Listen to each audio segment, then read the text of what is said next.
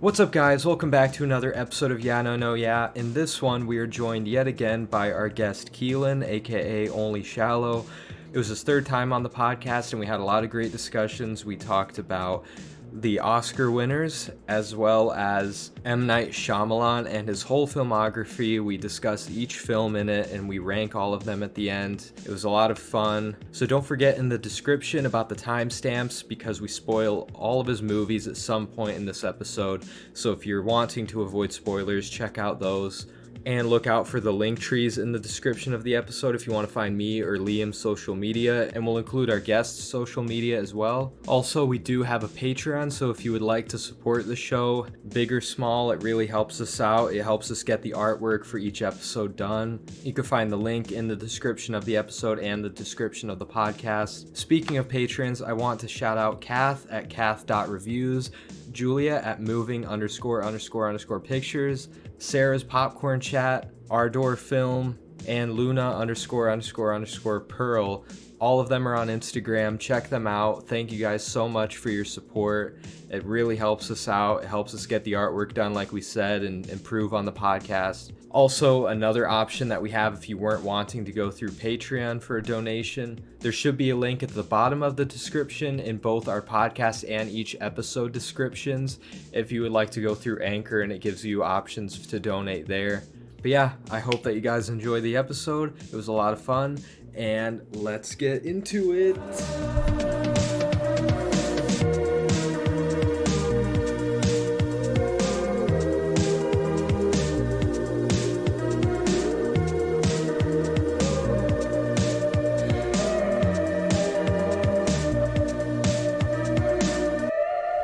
Well, we're joined by our third time returning guest, Only Shallow. It's me. It's Only Shallow. Fan favorite, Only Shallow. Fan favorite. I had ChatGPT actually write you an introduction really quick. Oh, Jesus. I was gonna... Listen to this. Ladies and gentlemen, brace yourselves for the show as we present to you an Irishman with a mighty glow, with a fierce determination and a fighting spirit so true. He's the one and only Shallow, here to entertain you. Wow. Hell yeah. That was great. Dude, they're better than us, like, by far. I could never have thought of that. I would never have AI thought will that. take over. They're just better. Barra's like the fucking kid from The Visit. Oh, God. Oh, man. Well, we were talking about, because the last episode, it was kind of a shit show in terms of what I thought could work with cramming in all the movies and all the music that we talked about. It was way too long. So we're going to go back to talking about what we've been watching quickly before we get to the real deal. The real show. Yeah. While Liam was slaving away at the computer, I was having a nice spring break, just binging movies. Yeah. I feel bad. I can just do the ones that I think are worth talking about. Yeah, well, let's just go Liam, then me, then Keelan, until we run out. I rewatched Spy Kids. I was just in the mood, I guess, and it was good. Yeah, it's still good. It's still fun. It's a 7 out of 10. Goofy action, dumb shit, but it's hilarious. But yeah, 7 out of 10 on rewatch. It's not perfect, but it's fun. I watched, because our theater only has 2 screens at a time. This was a movie that we had for like 3 weeks, because it was bringing all the old people in town to see it. It's called Jesus Revolution. I don't know What the why fuck I is wanted to that? see it. It's Keep a seeing new this movie. between you and Chandra, yeah. I didn't know what Yeah, this was. we're like the only people that have been watching it, because little Midwest town here just got it. It came out this year. It was actually decent. I gave it a 3 out of 5. It's not like a super faith-based movie or anything. It's like a biopic about when, like, in the 70s, the hippie movement kind of moved into, like, the religious communities and just how they dealt with that. And it kind of gave me Licorice Pizza vibes, weirdly enough. Like, just, there was, like, a love story, which those characters, it just felt like that. So, it was alright. It was decent. Well, I might just fucking get rid of the rewatches, so I'll just start with... At the beginning of the month, I watched The Quick and the Dead for the first time. It's fucking awesome. It is so good. I fucking loved every minute of it. Like, it's just great actors fucking acting great. And it's a really simple Western story, but it's very satisfying. It's got Sharon Stone, fucking Gene Hackman, Leonardo DiCaprio, Keith David, fucking Russell Crowe. It's great. I loved it. 9 out of 10. My next one was a rewatch of The Last Jedi, and I rewatched that while I was like quite high again, just because I like felt like I want to rewatch all of these while I'm in that state of mind for some reason. Because like I watched The Force Awakens while I was like that, and it was so good. This time watching The Last Jedi, I was like really fidgety the entire time. The movie wasn't like pulling me in quite as much as it like did the first time or anything. I don't know if it was just me, but I kept like messing with my TV settings because I was like, that is not meant to look like that. This looks too dark. I was just like freaking out, and I'm like, why does Luke look so dark right now? And I was See, like, you're just realizing the true flaws of the movie in that state of mind. God damn There are it. no flaws in The Last Jedi. No flaws. Perfect movie. I gave it a 9 out of 10 on rewatch. I think I gave it a 10 when like I watched it for the second time in theaters, maybe. Yeah, this time around there were some noticeable flaws. I really still, like everyone says, I don't like the casino planet that much. It's not like totally bad or anything, but like I'm not a fan. The main one is that Finn should have died. Absolutely should have died. For and sure. That part pisses me off so much. But other than that, great movie. I love it. In the theater, then sometimes we can reserve, little private showings for us, and it was my turn for a movie night to show Chandra a movie, and I picked Taxi Driver because she hasn't seen it in years, and she liked it, so that's good. It's my favorite movie of all time at the moment. Obviously 5 out of 5. Nothing more I can say about Taxi Driver I haven't already said. It's just I got to see it on the theater for the first time though, so that was cool. So next movie I have here, Mithrigan. I watched Mithrigan. And I quite liked it. Mithrigan. I quite liked it. It was pretty fun. Like it was kind of like it was. I feel like you have to clarify bad, for some people, please. Mithrigan. Megan. That's Megan the is the name movie. of the movie. Megan. But yeah, Mithrigan. Megan starts off like really bad. It started off like horribly. And I was just like, oh no, this is going to be fucking dog shit. But as it goes on, it becomes more fun and more goofy. And I liked it. The last half hour fucking slaps. It is. Like, the especially last the act whole- is awesome. The whole glove thing, I fucking love that. That was so fucking goofy. Mm-hmm. My next one was Bardo, False Chronicle of a Handful of Truths by Alejandro Iñárritu. The guy who made Birdman and The Revenant, beautiful. Those are the only other ones I've seen from him. I have no fucking idea what to say about this at all. Like, I don't know what it even is. It's like 2.5 hours long. I don't know what the fuck it was. Like, it's like pretentious. It's extremely pretentious, but like I've heard that. There are many good things about it. Namely, the cinematography is fucking fantastic. It's just sort of this movie that feels like him trying to like get a lot of his thoughts out about like, basically coming from like a foreign country and then being like big in America and then going back to that country afterwards and like not feeling like you're at home, basically. So it's sort of like an exploration of that, but it's so many different things outside of that too, and it just goes on forever, and there's so many things that are just like thrown at you and weird imagery, and you're just like, what the fuck is this? But I thought it was a bit too much, personally. I didn't really love it, but I respect what it is for him, I guess. It is very strange how it just came out and no one saw it. Like, Yeah, for, it's like a weird. fucking... I didn't even know about it until you talked about it. Yeah, And it's like it's produced by like Netflix and shit. Like they and it's a big they director at this distributed point it and all too. that. The one thing that I can Wow. like say that I found really kind of almost insulting about it is just that Darius Konji is the cinematographer, and like you can very much tell that like Alejandro basically just turned him into Emmanuel Lubezki. Like, because with the like he shot The Revenant and Birdman, and that has such like distinctive cinematography. It's like beautifully done. Darius Konji did not get to put his own like trademark on this film or anything like that. He literally just turns into Emmanuel Lubezki. It's like I don't know. It's Weird. kind of annoying as well because Darius Konji has shot like a lot of great movies, but Oh yeah. but either way. Weird fucking movie. I don't know what to say about it, really. Well, after Taxi Driver, the day after that, I watched Peter Rabbit 2. Fucking yeah, I saw that. I loved it. Letterboxd. Hell yeah. Was that your first It's time? My first time. Yeah, it was my first time with Peter Rabbit 2. Dude, We're not these doing a movies- Peter Rabbit episode. I know, we don't have to, but look, the first Peter Rabbit movie, the only things I don't like about it is James Corden and like, his parts are kind of cringy. Where it really like thrives is in Domhnall Gleeson and Rose Byrne. They're dynamic together. They're like romance and the comedy, it's just spot on. Domhnall Gleeson is fucking hilarious in these movies. Like, he has me laughing every scene he's in. I think both of these movies had the same directors and the same director and same writer. So the second movie felt like just right after the first one. The same things I liked about it, and I was happy with it. It's just family friendly, fun movie. I'll check it out one day. But even in the second movie, they even acknowledge how James Corden's voice is annoying. Like, that's a running joke in the movie. So at least they're acknowledging it, and that made it even better.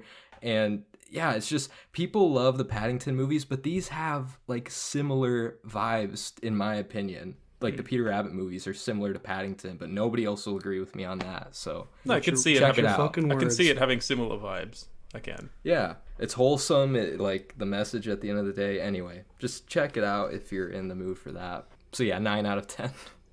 Peter Rabbit 2. I saw The Fablemans. I fucking loved it. I thought it was one of the best films of last year. I was shocked by how much I fucking loved it. Like, it's not going to win over any, like, you know, I don't think it'd win over, like, Liam, like, who doesn't really like modern Spielberg. But it is, like, such a fucking heartbreaking and fucking inspirational almost story about, you know, Spielberg's childhood and how he came to become a filmmaker. And it's just so gorgeously shot, fucking brilliantly acted. Like, one thing I was shocked about is that the kid who plays, like, Spielberg's Avatar or whatever didn't get, like, an Oscar nomination, because he was fucking amazing. I thought he was, like, so good in it. But yeah, no, I fucking adored it. It is one of my favorite films last year, and I will give it a 10 out of 10. I loved it. My next one was The Happening, but we'll talk about that later, I'm sure. Yeah. You can just move on. It's all good. I'll just lump these two together because I have a lot more to go and they're kind of similar. Back to back, I watched 2 different Jack Nicholson movies from the 70s, just randomly felt like it, and they were both fucking great.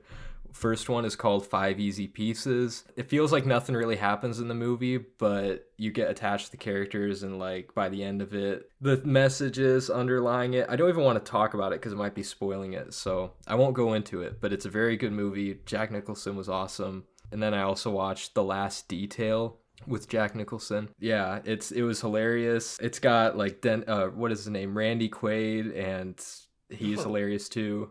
Yeah, so it's really good. I definitely recommend both. I gave 5 Easy Pieces a 10 out of 10, and then Last Detail a 9 out of 10. So really good classic movies. I watched Triangle of Sadness. I fucking hated it.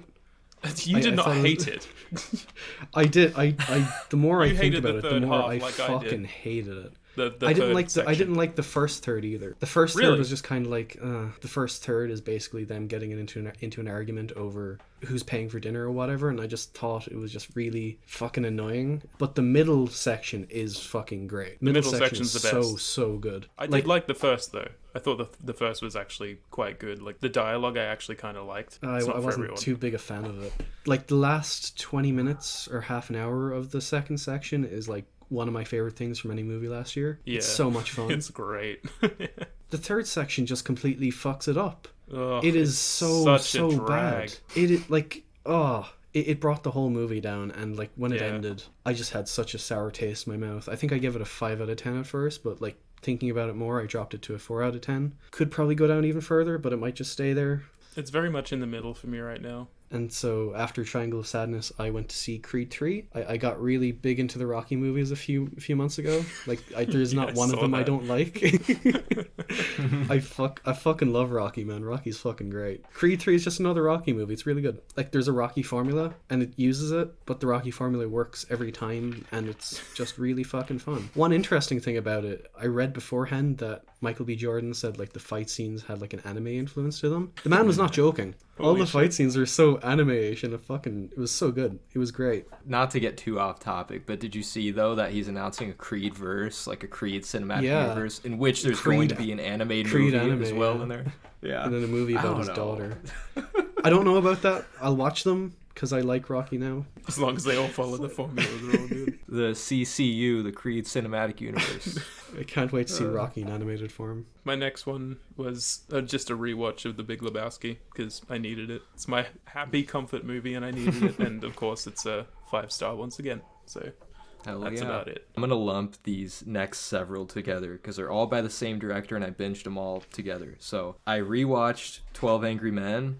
I just randomly felt like going through Sidney Lumet's filmography a bit, so I rewatched 12 Angry Men. Obviously, 5 out of 5. That movie's amazing. It's one Still of have the to best watch movies it. ever. Oh, it's just Also, it's still perfect. gotta watch it. It's one of the most perfectly crafted movies I've ever seen. And then I watched The Verdict by Sidney Lumet. Also another great like court drama movie by him. I gave it a 9 out of 10, so it's not quite perfect, but Paul Newman was awesome.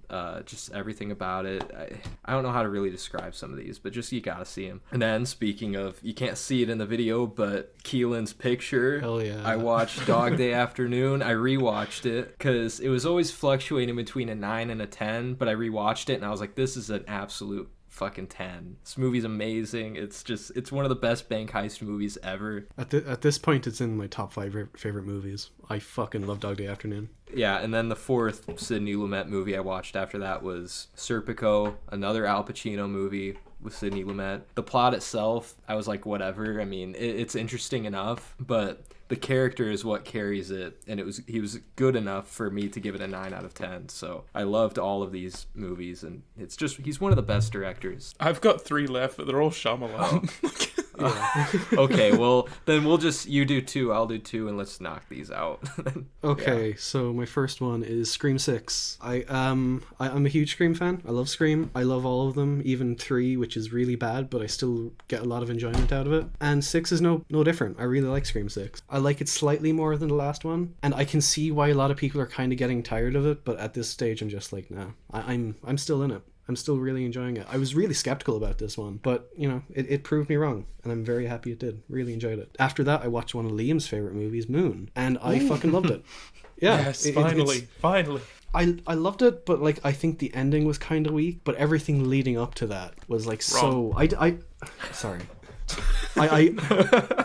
I didn't expect it to be like a borderline horror movie. Like, it's one of the scariest films I've seen in a fucking while. Like, it fucking just, like, the main thing in the movie I didn't know about before watching it, so I won't say much about it, but, like, that just freaked me the fuck out. And there's, like, a video call scene which just fucking broke me. Yeah, it's just unbelievably good, I think. I didn't expect it to be that scary, but yeah, it's great. I watched my first John Waters movie, Multiple Maniacs. That was the first one I watched. I haven't seen Multiple Maniacs, but I love John Waters. I loved it. I can tell that I'm gonna like his weird, fucked up movies. I mean, I just from what I've seen from like Pink Flamingos and read about him, I knew I would probably like this. And Multiple Maniacs is just, it's crazy. It's really low budget, black and white. Just that was like an artistic choice, I guess. But I think Multiple Maniacs was after Pink Flamingos anyway. So I think so. I thought it was like one of his first. This was 1970. No, Pink Flamingos was after. No, it was really like rough around the edges, but it was funny. It was just fucking absurd in like every way. Yeah, I gave it a 9 out of 10, which is probably pretty high, but I had fun with it. And then I watched this comedy from 1982 called Eating Raoul. It was okay. I thought this was like a kind of a cult classic comedy. Wanted to like it more. It's basically about this couple that is like struggling for money, and then they end up finding a way to like lure people to their apartment and like knock them out and then kill them. And it's so bizarre. It's so weird, but like it's kind of funny. So yeah, I gave it a 3 out of 5. It's nothing special. I'll just knock another one out real quick. I watched The Village, and we'll talk about it later. Moving on. Yeah. Hell yeah. Woo! After Moon, I watched The Quiet Girl, which was the Irish foreign film nomination this year. I really want to watch and that. Irish bias aside, I'm proud that this film came from my country, but it is fucking perfect. I read the book in school, like we had to read it as part of our English class. Oh. And while I was watching it, most of the story was coming back to me, but I feel like it works better as a film because like the cinematography is like fucking it is like some of the best of last year, and it's criminal that it wasn't even recognized as that. But it's just like a beautiful little story. Like the acting is all great. It's only 90 minutes as well, so you could just probably knock it out one day, but it's brilliant. I loved it. I gave it a 10 out of 10. And then I watched Cocaine Bear, and it sucked. It was really bad.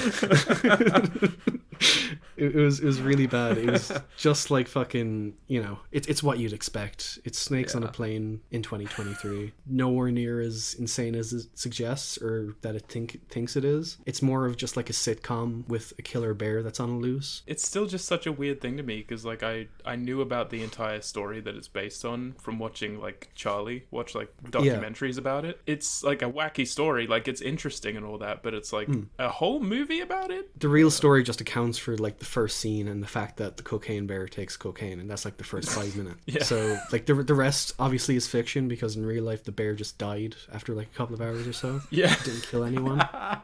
Well, it was Chandra's turn for movie night, so she picked Little Miss Sunshine. I fucking loved it my second time. I remember watching this as a kid, and I don't remember much from it, but it's just so wholesome. It's so funny. The cast is amazing. The characters are so memorable. This is like maybe the best movie family I've seen on screen, like just their dynamic. It's got Paul Dano, Steve Carell. It's great. Yeah. Oh, you've seen it too? Yeah. Yeah. It's okay.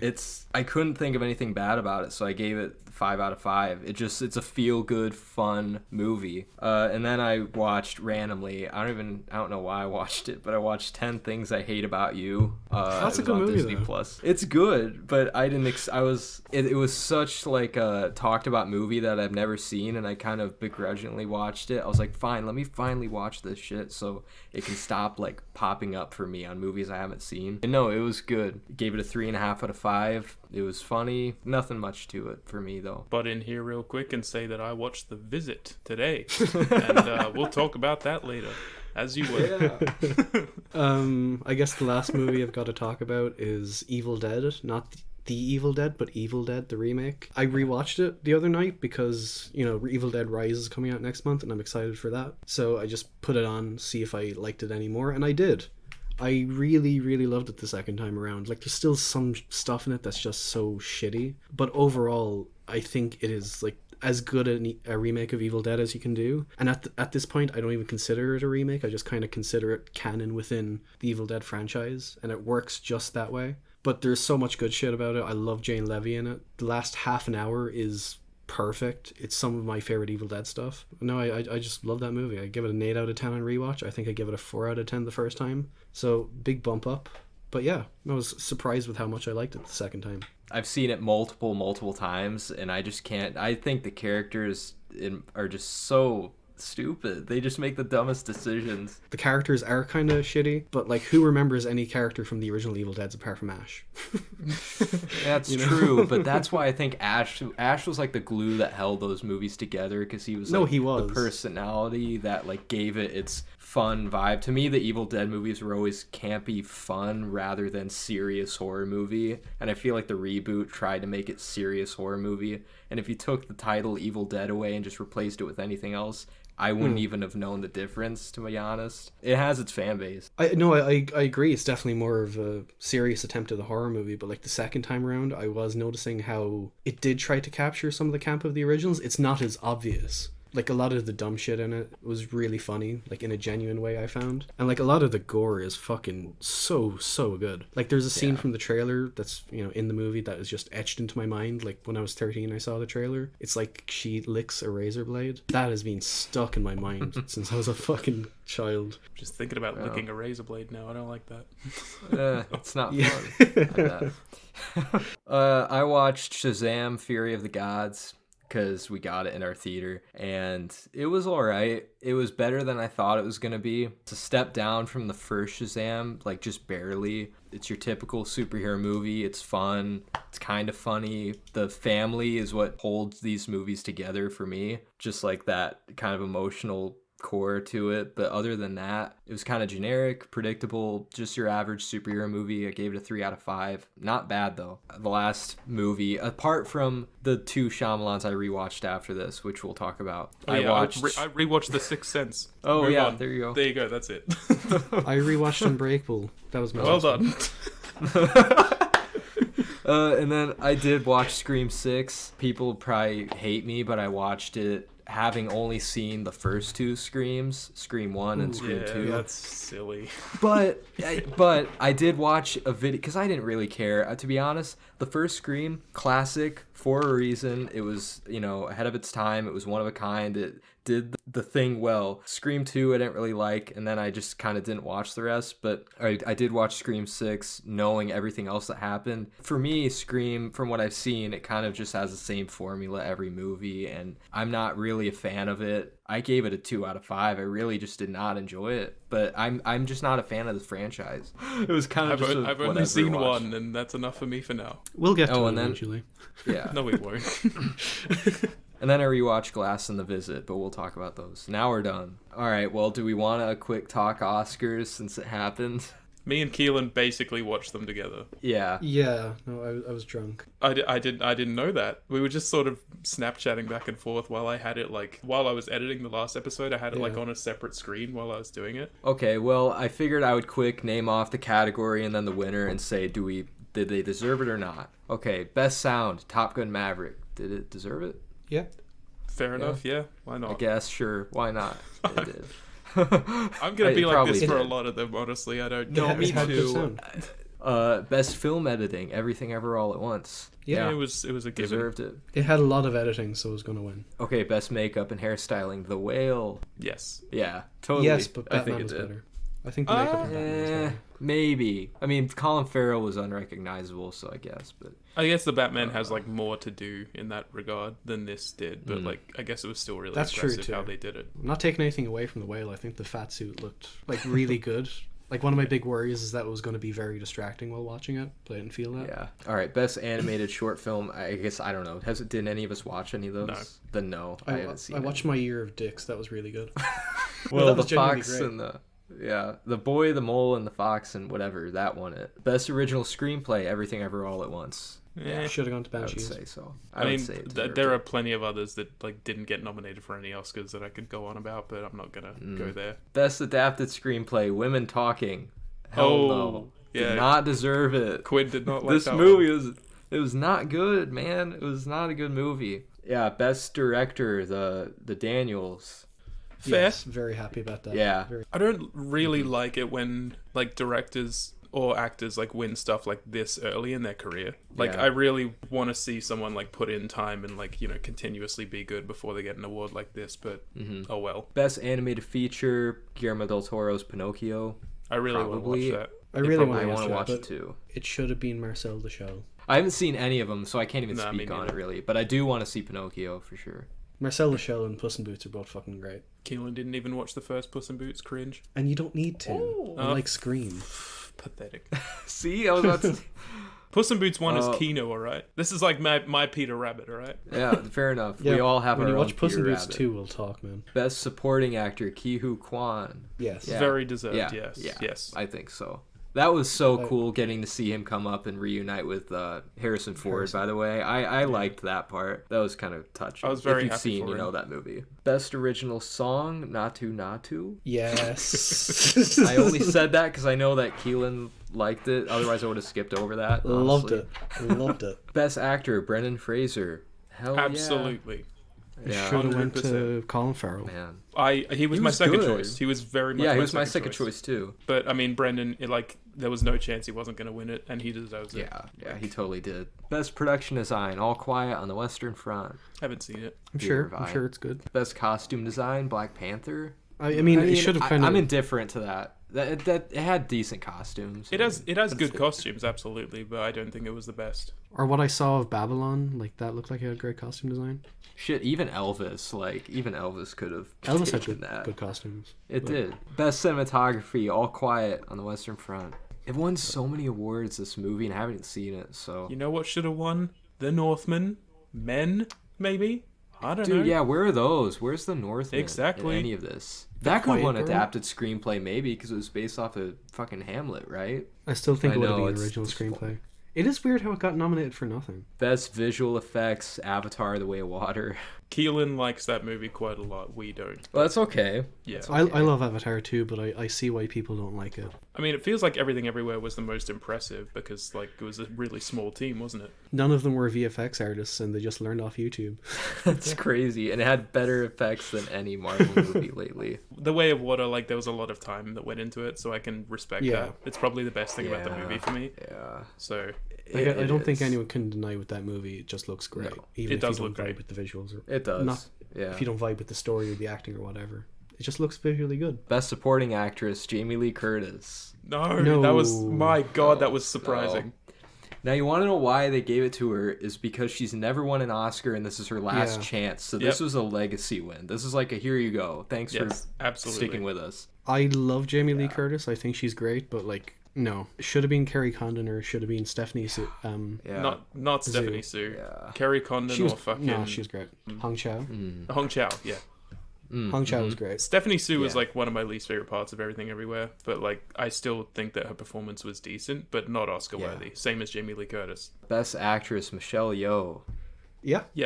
Who else was nominated in that? Kate Blanchett, the mom from Fabelmans, what's her name? Michelle Williams. She was really good too. Yeah, and then even Ana de Armas for Blonde, she was nominated. Oh yeah. There was no chance she was gonna win. No, there's no chance. I'm not surprised it didn't win because it kind of makes Hollywood look shitty, and they don't want to make themselves look shitty. So why'd they nominate it? I don't know, but I mean, because it's like a Marilyn Monroe biopic, it's totally like Oscar. I want to say Oscar bait, but I actually like the movie. So, okay, last one, Best Picture, Everything Everywhere All at Once. Yes, I'm very happy with it, but it should have been Banshees. I would have been happy with either. Yeah. I don't think I was rooting for any of them really, like to a high degree. Like I didn't really think any of them were like Best Picture worthy, but regardless, Everything Everywhere is probably like one of the best ones in there. And Banshees. For sure. I'm surprised. Well, I guess I don't know if I should be surprised. The Whale didn't get a Best Picture nomination. And Triangle of Sadness did. Triangle of Sadness did, and fucking Avatar did, and did Top Elvis. Gun. I think Elvis did, and Top Gun. A Top Gun one would have been good. I would have liked the Top Gun win. I would have That laughed would've been- so hard. Honestly. Yeah. All right. Well, time for the main course. The Shymalamadingdong. We're going to be talking about one of the most divisive directors ever, but also one of my favorites, M. Night Shyamalamadingdong. That's what my dad calls him. I think that's what my mum used to call him as well, yeah. Really? Yeah. Why? What is it with parents calling him that? My dad has his own thing. Like he always does like the whole Muppets thing. Like whenever I say M. Night Shyamalan, he goes like do do do do do. What?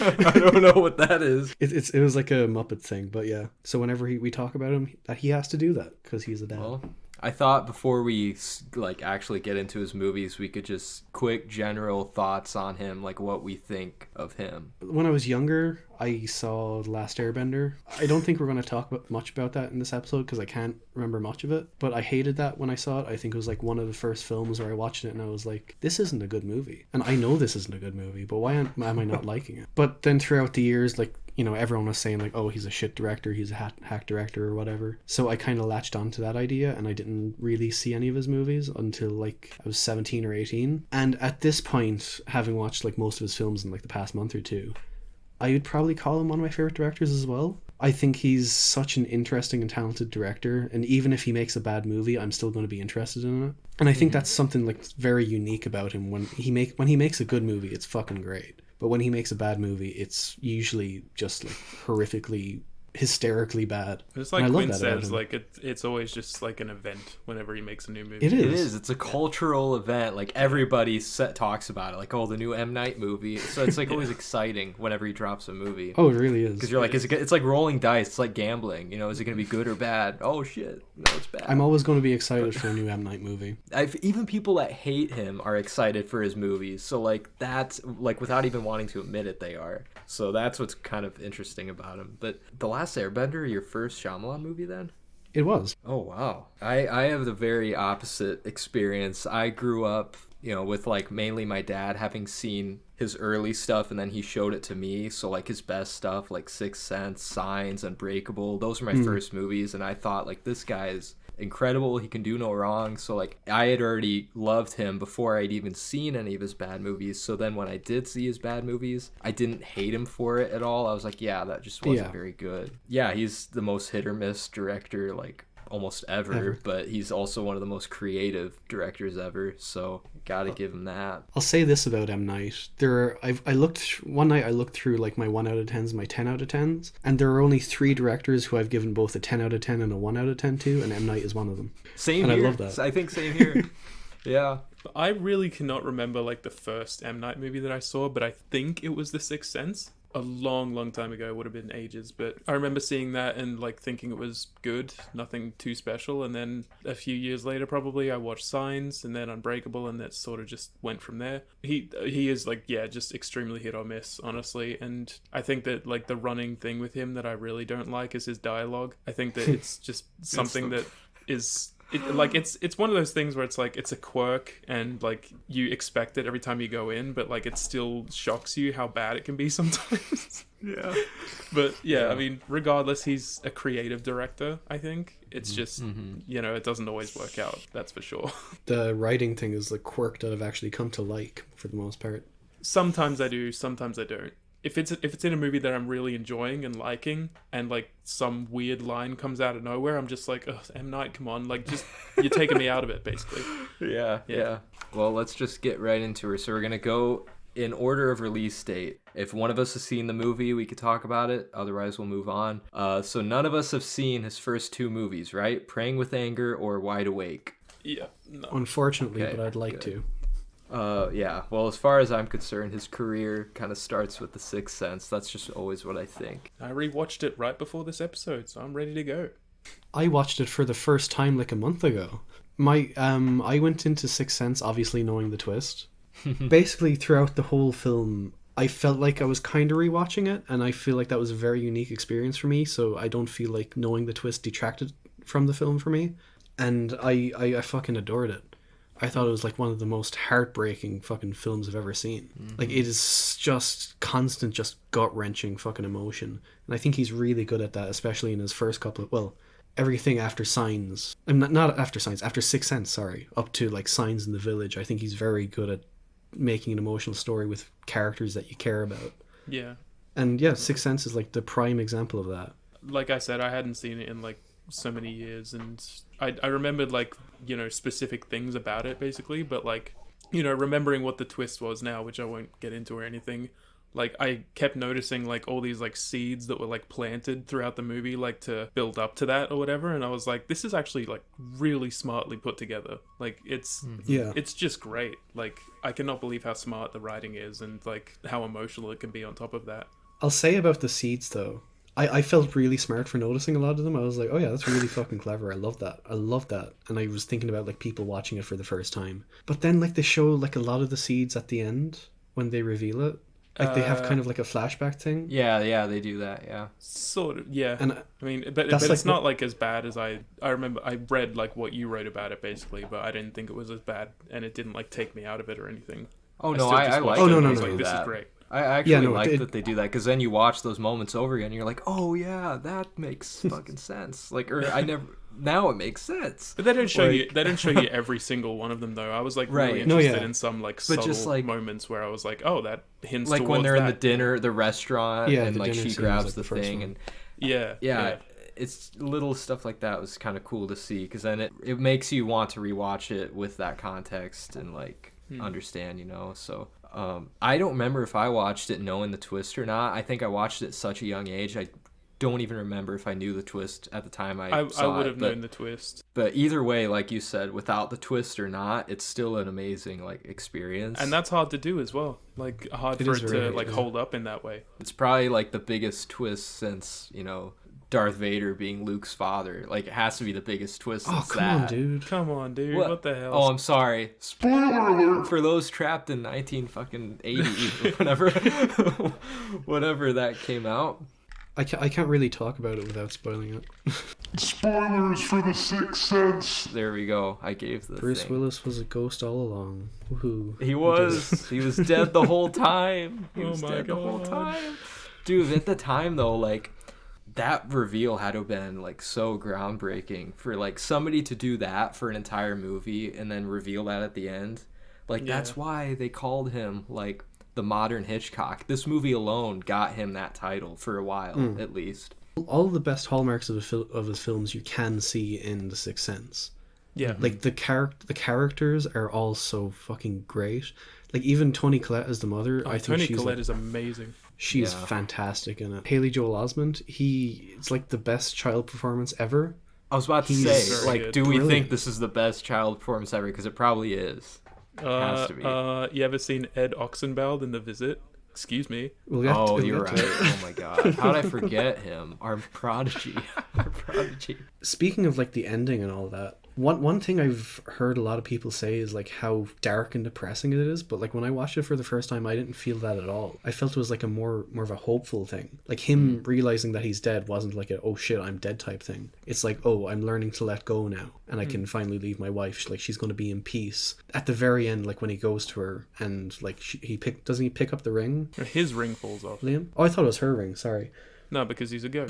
But yeah, so when he's saying goodbye to her at the end, I thought, like, I was tearing up during that scene. I thought it was so beautiful and so hopeful. I was so tearing well up done. during the scene between Toni Collette and her son in the car. Oh yeah, That fucked me up. No, Like this I time straight up around, I cried was at just that. like, oh my god. And Toni Collette's performance in that scene, fuck man. like she goes from just disbelief to just like the emotions just overcome her, and you can just see it as the scene progresses. Yeah. Like she realizes, oh, my son isn't a fucking psychopath. Like he actually can see these things. And I think that scene is important as well, because a lot of the ghosts that we do see in the movie are like almost demonic figures that are out to get him, and him talking about his grandmother. That like not all ghosts are evil, basically. Like he was just it's like talking to his healing grandmother. for both of them. Yeah. Yeah. No, exactly. God, it was so beautiful and so well done. Even Bruce Willis's performance, which like he's never given like such an amazing performance in my mind other than maybe this and Unbreakable. Like he's just so good with what he's given in this movie. Like all of them. He's All of them fantastic. carry this fucking movie. I think Everything for me, is spot on. For me, it's Unbreakable more than this. But I mean, I think there's probably like a bias there, maybe. Regardless, Maybe, he's yeah, still but- great in The Sixth Sense. And no cringy writing at all in this movie. He did call that like dude that his wife was seeing a cheese dick. I found that pretty funny. It was, yeah. It wasn't I don't know. cringy, but it was It pretty wasn't funny. cringy, but it was like he His much brain was needed like decaying, he was sprinkles of dead. comic relief. He Yeah. knew where to put his comic relief, as opposed to his later movies where he just fucking throws it everywhere, dashes Yeah. it all over. Was it meant to be comic relief? I thought that was after the scene where like he Maybe not. sees them kissing or something. I think remember. saying the words cheese dick is like comic relief as it is. Like it's just funny. I didn't take that seriously. I wasn't like, yeah, he is a cheese dick. Yeah. Wow, that's profound. I don't know what movie you watch, man. I thought it was fucking genius. That's the clip they would use for his Oscar performance, calling him cheese stick. Bruce Willis for The Sixth Sense. Anyway, one of the things, the more I think about this movie, though, it is a perfect movie.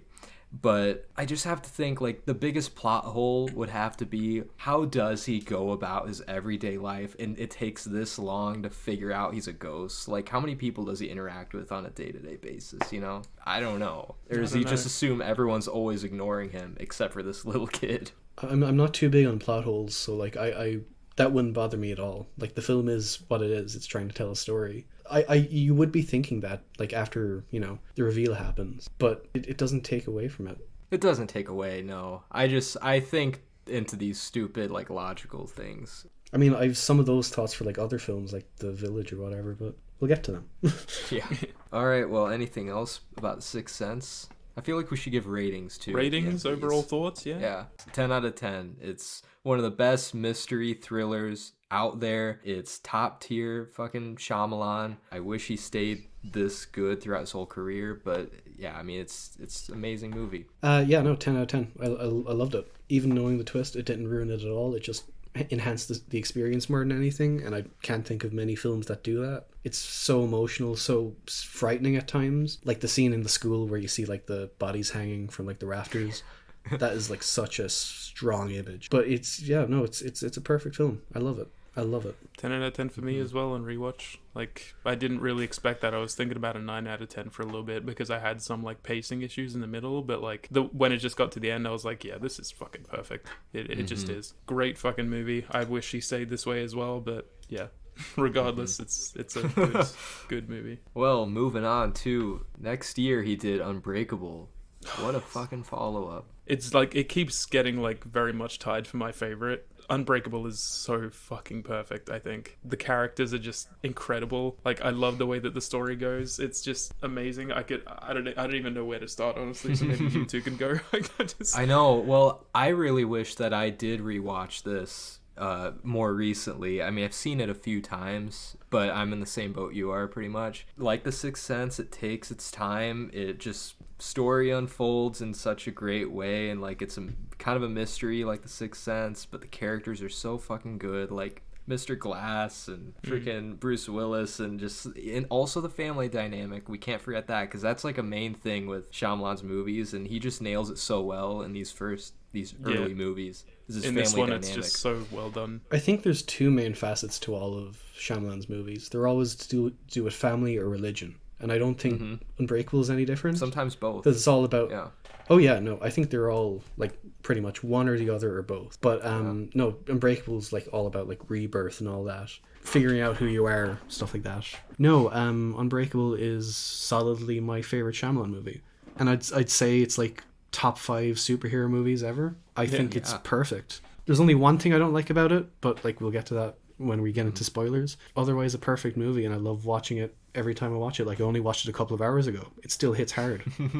It's so enjoyable. It's so smart. Yeah, and I always forget that it's a superhero movie because it is so grounded and it feels so real, and that's what I love about it in terms of like being a superhero movie, because you don't find like this feels like if superheroes were real, it would be set in like this world. It wouldn't be like people flying around in capes and shit. Just some freak thing with this guy like after the train wreck, but like really subtle. It wouldn't be like, it's not over the top. It's really subtle. It's realistic, and it's like him discovering these things about himself over time in such natural ways, and just like how that his son reacts to it, and it's just so well done. It's just so well done. If superheroes were real, this is one of two ways it could go. It could either go Unbreakable or The Boys. Those are the only two ways it could ever go.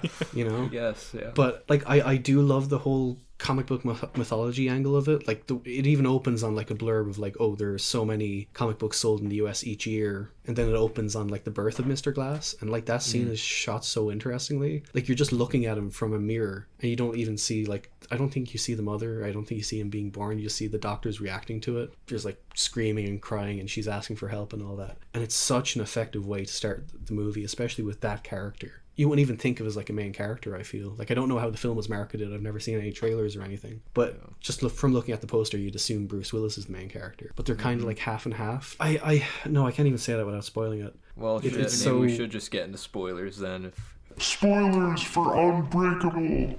During the movie, like when Mr. Glass is like talking about how like superheroes have their arch nemesis, like they're always, most of them are like friends at the start, and they don't realize the other's truth or whatever, and then, you know, they have this huge battle or whatever. But what was I gonna say? Where was I going with that? E-talk. I have this problem a lot. You're talking about how like they're kind of half and half. You don't know who's the main character. And like, no, I think there's like solidly a main character, but I think the first time I watched it, I underestimated how big Sam Jackson's character would be, like especially going to the end. Yeah, or like the twist. The big twist. Yeah. I think that might be my favorite Shyamalan twist. Really? Yeah, it's probably where he orchestrated the crash and all that. It was It's probably one of the really best and most effective, I think. Watching it today for like the 5th or 6th time, like it was so dark and fucking, it was heartbreaking. Like how this man just killed so many people just to feed such a fucking selfish theory or whatever. His character is so cool, and it does carry over into Glass as well, honestly, with his character, Mr. Glass. How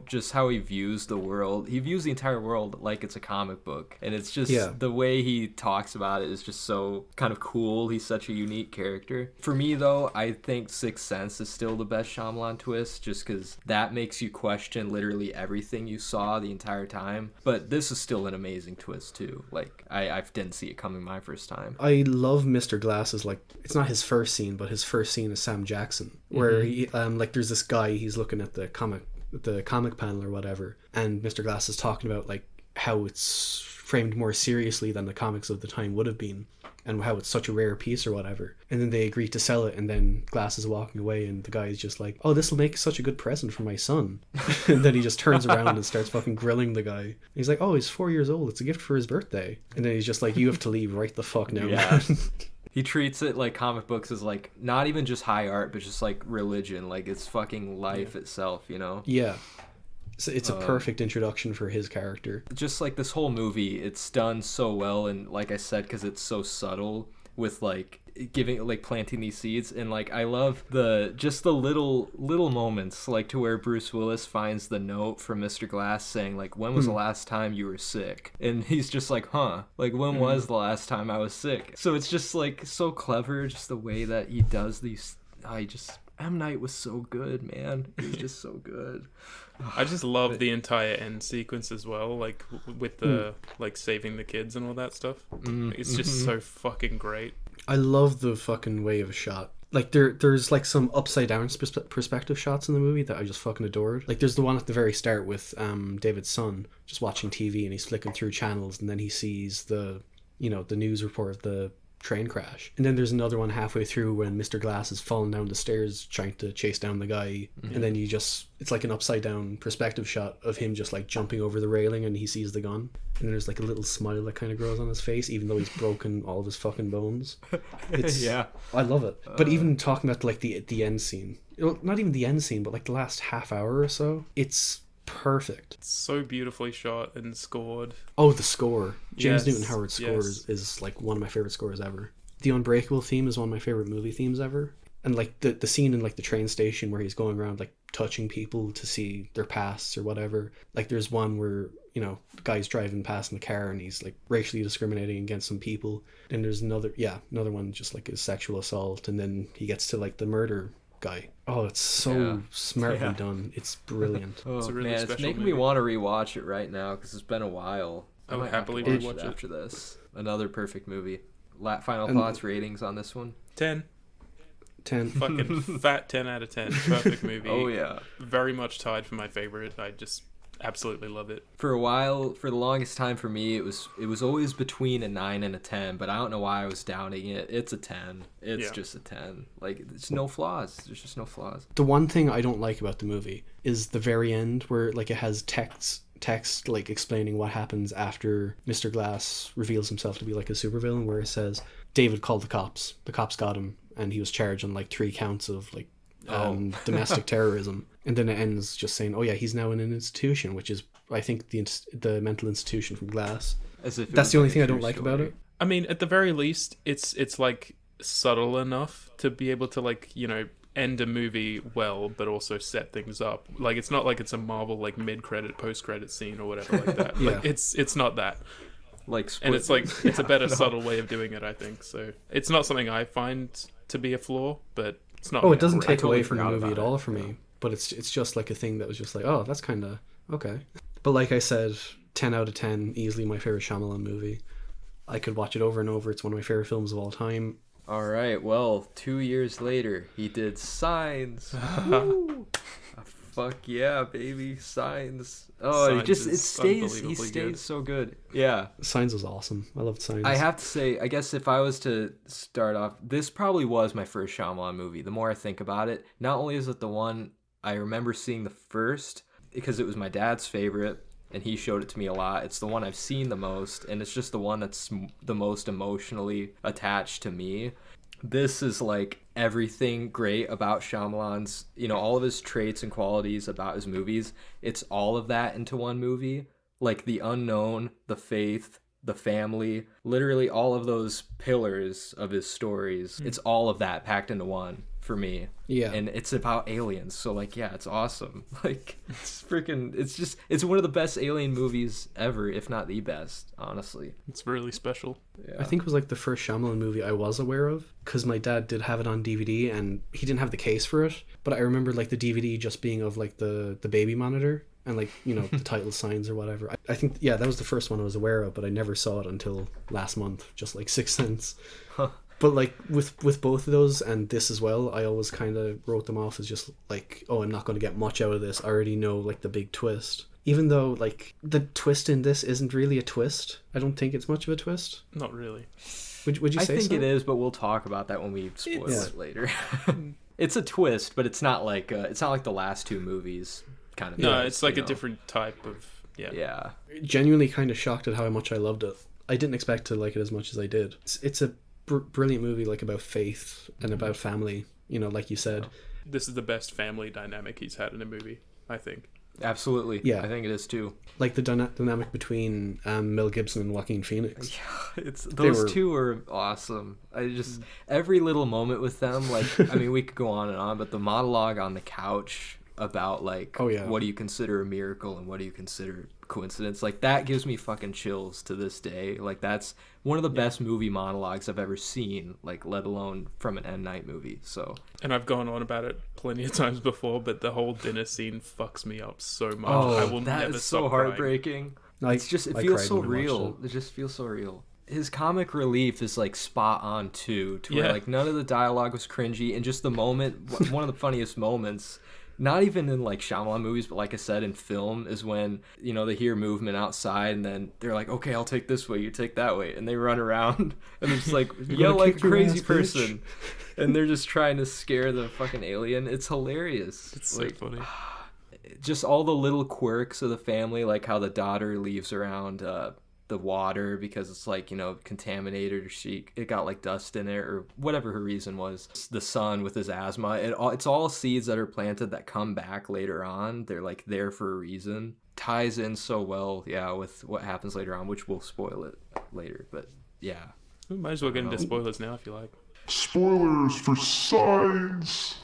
Like, I guess before I forget what I was talking about, the little seeds that are planted that come back, like the water set out by the daughter or the asthma from the son. Like, I just love how there's reasons for it being there. Like, I guess the fucking twist, the alien's weakness is water, which is kind of lame, but who cares? That was the biggest, like, insult I've heard against this movie. But in watching it, any insult, anytime I've heard people mention that as an insult to this movie, I don't think they got the movie. I don't think the movie is an alien invasion movie. I think that's the least thing that it is. Yeah. It's just about a man fucking doubting his own faith. And that's what makes it so fucking interesting. Do I believe that these aliens exist? Do I believe in God? Yeah. He like at the start of the movie, like, he gave up being a priest because of his wife or something. Because his wife. That was the reason he stopped, wasn't it? To a tree, yeah. And that's like the most interesting thing about the movie. That's the crux of the movie. The alien invasion is like tertiary, even. Like that's the thing I think about the least when I think about Signs now. I don't think about the fact that a director can make the alien aspect like the least important part of it, even though it's there, and still have it be impactful is fucking like that's skill right there. Definitely a lot of the reason why some people just don't like this is because they go in expecting an alien invasion movie when it's really just not that, you know. And it's just like a close-knit family drama. That's all it really is, with some aliens here and there. And the other thing I said, like with the boy's asthma, I just love how that came back for a reason, to where his lungs closed off before the aliens' poison got in there. And so that was like a miracle in itself to Mel Gibson. Yet another like miracle that happened that reaffirmed his faith in the end. Like everything happens for a reason, like his whole monologue said. I think it's such an incredible movie. I can pick a lot of flaws in Shyamalan's like writing, but with this one I really just don't have any. I don't think. Like I just love the way that it's all put together. Like, and even if there are some goofy little bits about it, like it works in the long run for me. I love the writing in this movie, but I think this is the beginning of the Shyamalan writing. There are some weird lines of dialogue. I can't think of any off the top of my head, but I remember watching it and just being like, that's a very strange line of dialogue. Here and there, like, I one instance I can think of just off the top of my head is that when, I know there was some cringy lines maybe when, like, the police officer first visited the family, like the lady, and then, or maybe some of this talk about, like, Scandinavian Olympic women. I was like, what is this? What? Everybody in this family's got to calm down and eat some fruit or something. When Joaquin Phoenix visits that like military guy or talks to that military guy, and he's like, "You are a baseball star. You should have women licking your toes and all this stuff." And I'm like, "What?" I still think those moments are funny, and they aren't to the level of cringe that ruin it for me. Yeah, like I said, it's just stuff like that works in the long run for me. Like it's not stuff that will like pick apart and be like, "That's a flaw," you know. There's something I forgot to bring up in Sixth Sense and Unbreakable that I should have brought up, and I'm going to bring it up here because it's my favorite instance of it. The M. Night cameo. How do we? Yeah, we have to talk about the M. Night cameos. Yeah, I think it's one of my favorite things about his movies. Because whenever he pops up, I'm like, there he is. That's the guy. I feel like that's I love it, and that's almost yet another reason why people probably call him the modern Hitchcock, because Hitchcock would do cameos. that. He would show up in his movies. Some are better than others. His cameo his in this cameos? is like Yeah. his cameo in this is his best cameo. I think so too. I think it's the only one that impacts the plot in some way. I was Yeah, about to because say he's it's the the only one one that- that. yeah. Yeah. More of a character than a cameo, really. And his performance is quite good, from what I remember. Yeah, Like, it Yeah, is. it's probably his best performance out of all these. Yeah, for sure. Definitely is. when he's talking to Mel Gibson before he's leaving, that's a really good scene. I really, really would love to see more of Mel Gibson in like dramatic roles like this. I was looking at his like filmography, like as with acting and all that, and I'm just like I want more of this kind of shit, you know? You ever seen Chicken Run? Oh, fuck off. God. No, but he's definitely had some like great performances. I mean, obviously Braveheart and Yeah, I haven't seen The it. Patriot and I haven't seen that either. or Mad Max, the first Mad Max. I guess you haven't seen that either. But I mean, like I'm this not a- one feels like a very contained, like dramatic, primarily role. Oh, I is what know mean. it is. So I want like it's more of like that. is what I'm actually. saying. He was good in that Bloodfather movie, from what I remember. Oh, Bloodfather was Like, great, but like it wasn't to this level. Like, Right. Oh, yeah. Like But I I remember could him being imagine good. this performance being like nominated for an Oscar. Like that's the type of Yeah. performance we're talking about. But it's a genre movie. it is to people who haven't fucking seen it, I guess. Like, I guess, yeah. Well, at first glance, like, oh, sci-fi alien movie, whatever. Like you don't see the alien till the end. And it looks wonky as hell now. To be honest, I thought it was perfectly like hidden within like just in the TV reflection or just in the shadows. Like he didn't want to Yeah. expose it. Thank God he didn't expose it to the light, That's- because then it would have really aged badly. But there is I one don't think shot any of where this it's like aged that bad. close up and all that, but like even then, Yeah. it still kind of looks good, I think. Yeah, Even- and it was even just its still. eyes. Yeah. Yeah. It looks pretty good for 2002, but you did bring up a good point there, Quinn. Like he does like try his best to hide it, and whenever it's hidden, it is very artful. And to me, that's creepier. Like seeing it in the reflection of the TV. Oh, like, yeah. you don't really know what it looks like. That's fucking scary. The fucking scariest scene in the movie, the Brazilian party. I think it looks perfect there. Yeah. Oh my God. Have to I talk think it about looks that really scene. good there. Yeah. But that scene That's- is brilliant. It feels so real and it feels so just unexpected, and it is terrifying. It really is. It fucked me up 'Cause on it feels- first watch. I remember that. Not only that, but another kind of freaky scene was just this like little like subtle moment where Mel Gibson's talking to his daughter, you know, before she's going to bed, and then he looks out the window and just you get a fucking jump scare of a shadow standing yeah. on the roof, and it's just like a split second with a loud noise, and you're like, well, what the fuck was that? So it's just done like paced really well in terms of Done its, in a like, really good, scares. subtle way. Yeah. Yeah, it's amazing. It's fucking 10. It's Yeah. an easy 10. A fat, Definitely one of juicy my 10. The biggest 10 ever. Like it's oh yeah, so I good. love Signs. So Signs good. is so good. Yeah. 9 out of 10. What the fuck? I love it though. Well, Let's move moving on to 2004, The Village. The Village. This is Here's where where it gets this is where juicy. his films start getting divisive. Everyone Yeah. agrees this for like Signs, Sixth Sense, Unbreakable are all like good. This is where people are like on the train of fucking Shyamalan or not. Like get on or get off. I watched it very recently for the first time, and I was shocked at how much I loved it. It's really good, and like I feel really bad for you, Keelan, because apparently you knew the twist. Yeah. Ooh, Yeah, did I know the feel twist. incredibly bad for you because I did not know it all, that and would it suck. blew me away. Like it But- blew me away, and I was just like already loving it up until that point anyway. So I just, oh my god. I really wish I rewatched this before this recording, because it's the one that I enjoy the most out of the ones that is the least fresh in my mind, if that makes any sense. Like I needed to fucking rewatch this, and I love it too, but I feel like a lot of people don't like it because this movie was marketed totally not what it was supposed Yeah. to be. Like it was apparently marketed as like a straight up monster movie, you know, because the creatures in the forest. Yeah. But in reality it's like a drama romance story, and like it's just so really not what the trailer gave away. But yeah, I love it too. I'm sure I'll think of more when we get into spoilers, so. I think just like for the entire like section up until that twist, like I was just extremely riveted, and it was like for basically one central reason. It was just I really, really felt the dynamic between the two main characters. Like I was just in love with how in love with each other they were, you know? so beautiful to me, and I love the acting so much. That's like probably the best thing about the movie is the acting. The acting is so fucking good. I don't know what else to say right now if we're not getting into spoilers, but yeah. Do the spoiler thing. Yeah. Spoilers for The Village.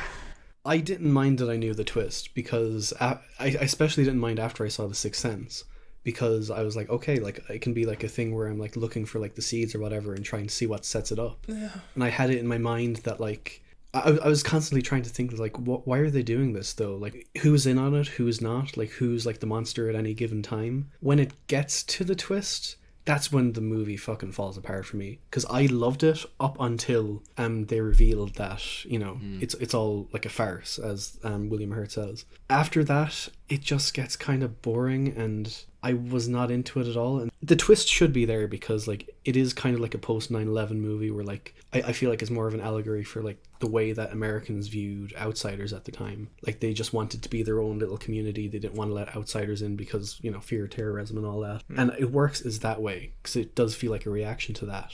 But without that, I don't think the twist works that well. The central romance between Bryce Dallas Howard and Joaquin Phoenix is really good, and I really enjoyed it, even though I wasn't the biggest fan of Bryce Dallas Howard's performance. Okay, look, I thought she was... I'm gonna stop you right there. This was the best I've ever seen her, honestly. Like, I've never It's probably seen the her best be I've this seen good. her too. Yeah, but like I was like, up until this point, I just kept thinking to myself, like, Bryce Dallas Howard, like, she can't act. She's not very good. Like, anytime I've seen her, she's just been like either mediocre or bad. And I'm like, I'm gonna hate her in this role, especially a main role, but I just loved her in this. I just loved her. I don't know. She was good at points, but she was very hit and miss. And I don't know. I just thought she was like, perfect for what she was playing. And Joaquin is great, obviously. Adrian Brody is great. William Hurt, holy fuck. Yeah, I thought Adrian all Brody was so performances weird. carried it. I think It's so weird, but it's I- done well. I think he was good for what he's supposed to be, actually. I didn't think he was like the best in the movie. I thought that was probably Bryce Dallas Howard or William Hurt, honestly. William Hurt was my favorite performance. I thought he was fantastic. He was amazing. Yeah. Actually, sorry, the thing that stood out to me the most when I started watching it, like when the credits are rolling and it's just like actor after actor, and I was just like, I did not know half these people were in this movie. Like there was like Brendan Jesse Gleeson, Eisenberg, he's Sigourney, in it. Yeah. even and, like Brendan Gleeson or Sigourney Weaver. Like I was like, oh, they're in this. Okay. I didn't know Sigourney was, but I knew Brendan was. What do you think of the first time you see the monsters, I guess, or like how that was done? It's very effective and creepy, even though I knew the twist. Yeah, I think so too. I think the only scene with the monster that doesn't work is after you found out. But it does have that mystery element of like, which one is it? Which one is under it? And which one is like trying to stop her from getting to the town? Like that's the only thing that gives it any sort of mystery, I suppose. So it's also weird because like when it is Adrian Brody, he's like making like monster noises and stuff, which is just kind of strange sound design. Like I didn't mind it when like when it came to like the village scenes and like they're all roaming around the village or whatever and you're hearing monster noises. Like after you know that it's a person underneath it and you're still hearing like beast noises, it's just like, what's the point? I don't know. During that scene where like she was being like chased around in the forest by him, like I was thinking at that point, like maybe this is like her just imagining it and we're just like seeing the visual part of it. Could like be. I thought so too. That's what I was I thought thinking, so but too. then like it was revealed that it was actually real and Adrian Brody, and I was like, oh, okay, fair enough. But like it was still a creepy sequence in my opinion. Like I still enjoyed watching it. Yeah. But I do like agree that after the twist happens, it isn't as good as it was leading up to that. But regardless, like as an overall product, I just think it's a really great movie. No, I can really see that. I wish I liked it more by the end. I think my favorite scene in the movie was when Joaquin gets stabbed. I really like that scene. That the was way a it was great shot. scene. Like the Adrian Brody jump scare. There's one really smart bit of camera work that I noticed as well. And by the way, it's a shame that this is the only time he's collaborated with Roger Deakins. Yeah.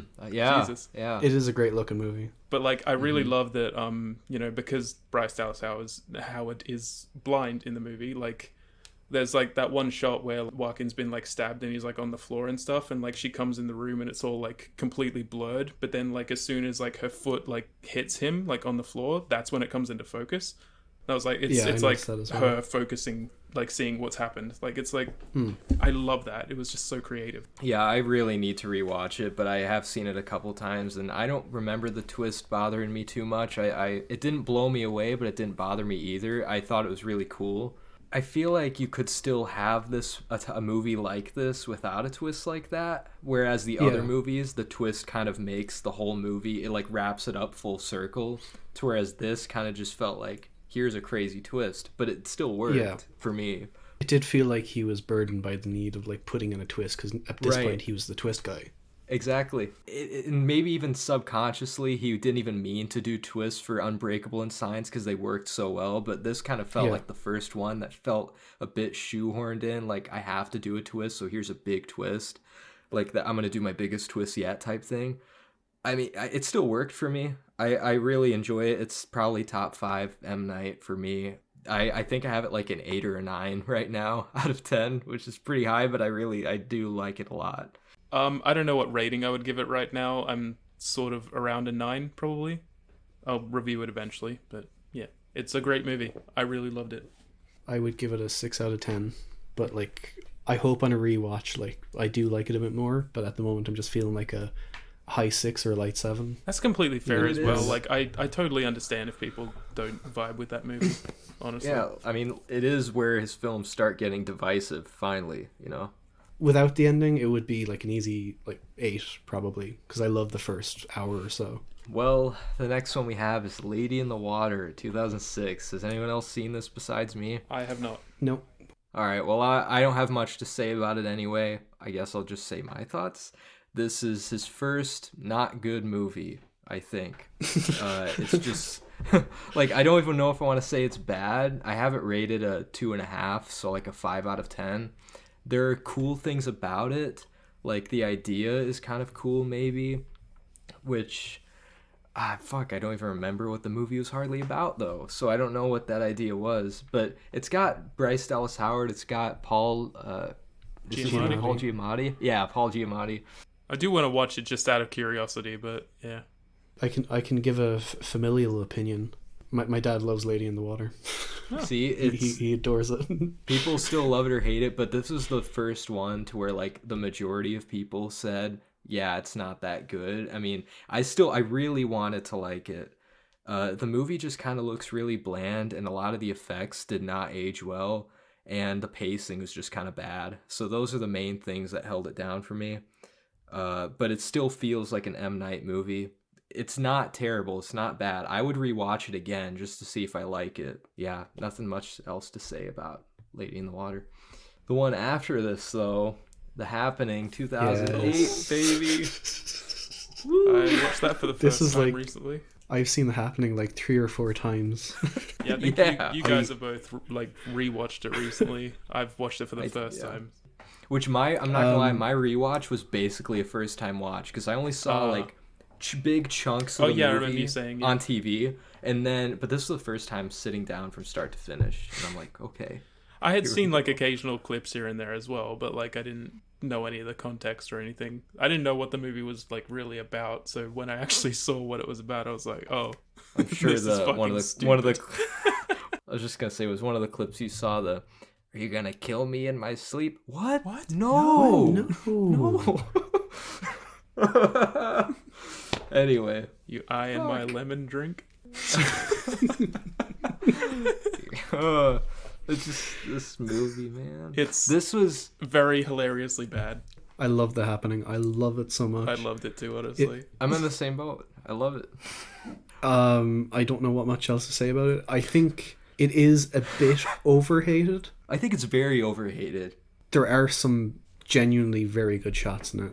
Can we just get into spoilers right away? Because I think sure. You are ruthless, Keelan. I'm sorry. I mean, I would otherwise I'd be like, let's wait, but it's The Happening, so let's just. It's The Happening. Spoilers for The Happening. Right. One of the main shots I fucking loved was like there's a shot of like there's a guy in the car and there's a policeman outside the car and the policeman kills himself and the guy in the car gets out of the car and picks up the gun and kills himself and someone else walks over and picks up the gun. Yeah, it's like hot potato with a gun killing himself. Yeah. It's like what? Like it's like all one take and you can only see their feet. I think that's such an effective use of violence and it was just shot very well. Cool. Exactly. Like even in like movies like this, Shyamalan still, however ridiculous it is, he still has good filmmaking techniques. Like I'm just gonna show their feet. I'm not gonna show you everything. Well, I cannot get over that fucking one line where Jeremy Strong's like, cheese and crackers. That is like etched in my brain right now, and it's so fucking funny. This is where his dialogue truly got like so bad that it is good. I actually like burst out laughing when that happened. I mean, this is a small thing just for me, but I started watching Succession recently, and like Jeremy Strong and Alan Ruck are both in it, and they're both in The Happening. Like Alan Ruck was like the principal speaking to all the teachers, like Cameron from Ferris Bueller. Yeah. So it's nice seeing him pop up and stuff. I like that guy, but it's just jarring to see him, and then Jeremy Strong pops up, and I was just like, what? He's in this too? Fuck me. And his character is like one of the funniest characters in the movie. Mm-hmm. Like what was it? My gun is my friend or whatever. Yeah. I like burst out laughing as well when he did that and then did this like awkward backwards walk. It was so fucking funny. I cannot imagine like what M. Night was thinking when he was just like, yes, this is good. Like it's just, him doing this backwards walk all goofy and that's shit. the thing. I think this movie is such a mixed bag though, because like there are goofy ass moments like that, but then there's genuinely good technique moments like the gun thing that Keelan mentioned, to where one of the scenes with Jeremy Strong, I think it's like when you first meet him, from what I remember, they're at that 4-way intersection. Yeah. And I love how like for like, okay, we have to go this way, and then no, people are escaping from that area, and then they turn, and then no, people are coming, like no matter what direction they look, people are trying to get away from that direction, and it's just the camera panning around, and I thought that was just a really well done. It's definitely a fun movie. Like it was never boring. It flew by. Like the pacing, it didn't even bother me. Like it does have some genuinely like creepy imagery as well, like when they're driving along the road and then you just see like bodies littered across the road or whatever. I think that's a good image.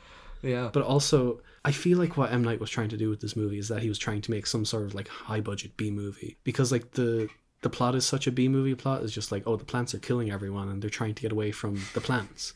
Like it feels so like stupid a plot as well. It is so I stupid. think he wanted to take something that seemed so like everyday in our lives and make it scary to us. That was his I really felt like he thought he was making the wind scary. Like he thought, I'm gonna make a gust of wind scare you, and it just kind of comes off like not threatening at all. And so like you can't really make that threatening. I feel it's a really difficult task to do that. If the whole movie was serious, like if you didn't have Mark Wahlberg being goofy and like not delivering his lines well, or who was the main actress? What's her name? Zoe Deschanel. Yeah, this was Zoe a struggle Deschanel. for me because I don't like either of those two. Yeah, like so if you didn't have, I have a soft spot for her. I know. Yeah. I grew up loving her. If you didn't have those two kind of being honestly like bad performances in the movie, then maybe if I took everything else seriously, I would take the wind seriously. But I was already like, they conditioned me to laugh at everything else, so I wasn't scared of like the threat. I think one of the biggest highlights of the movie is the entire scene where like Mark's like freaking the fuck out in that field and like everyone's yelling at him and shit. Like I literally wrote down in my notes, because like I've been writing notes now when I watch movies just so I could remember how I was feeling and shit. But like I literally wrote, why is Mark suddenly team leader and why is Zoe screaming at him to give them orders? Because it's just so confusing. He's just. I loved when he was like losing that his really shit too. Goofy shot of him like all close up like that, and he's like, "Can everyone just be quiet for 2 fucking seconds?" Yeah. It was just like the dumbest fucking shit, and I loved it. It came at such a weird moment too, because like that's the point where like Jeremy Strong just starts shooting everyone that got disconnected from them, and it's just like, what the fuck is he gonna do? Like, what do you expect him to do? Like, are you trying to like figure out whether to go save them or like? Why is Mark team leader? It was just it's weird. Because he's Mark Wahlberg. Ah, yes. Yeah. Some of the imagery was done well, and it was kind of disturbing, honestly. Like the construction workers fucking jumping off one by one, or the firemen hanging themselves with their own hoses, which is kind of funny when you think about it. But no, that stuff is also just straight up funny. I didn't find that creepy at all. Yeah, I guess that was kind of more funny. But the really shocking moment for me was when they were going up to that house to like see if they had food, and then you just see 2 kids just get fucking blown away with a shotgun. Hilarious. Like, and one of the kids... I didn't think M. Night was gonna go that far. I love how like in that scene as well, like Mark just starts like singing a song to prove that he's not normal, and then he's just like, "See, we're normal." I don't remember what song it was either. Yeah, but that's God knows, but it's so funny. Fucking M. Night's dialogue. Yeah. You know, at the end, like when they decide to like, come together rather than like be apart, basically. Yeah. And then they do that like slow walk basically towards each other, and then it turns out the wind is like okay now. Like it was just like for all they knew, they were about to die out there basically, and they're willing to kill a kid in the process. Like what the fuck is up with that? Like, are you serious? Friend's kid. That was so selfish and stupid. I was like, what the fuck? And then all of a sudden, true. like, the ending happens, and they're all happy with the kid now, and you basically were gonna let that kid die. Like, what the- Yeah. I think the scariest part of the movie is that it foreshadowed The Last Airbender, because the kid at the end is wearing a Last Airbender backpack. Yeah. Oh boy. So it's just See, like, hey, this that was would have been a coming up good next, segue, guys. but I have more things talked about. I actually liked the kid in this movie as well. I thought she was kind of cute, and Wasn't bad. I actually felt for her as thought- well when she found out about her dad dying. Oh yeah, John Leguizamo. I think John Leguizamo's performance was like the only anywhere decent performance. Like he was Probably, pretty yeah. alright. I mean, he was alright compared to the others. Like in any other Yeah. movie, he would have been my least favorite performance. But in this, like, yeah, he was Even- better. Even though than... I'm a Mark hater, really, like Zoe was the worst in this, in my opinion. she was She was fucking awful. dreadful. She was terrible. horrible. Just so robotic and like, Ugh. I'm talking like this the whole time. I don't know what.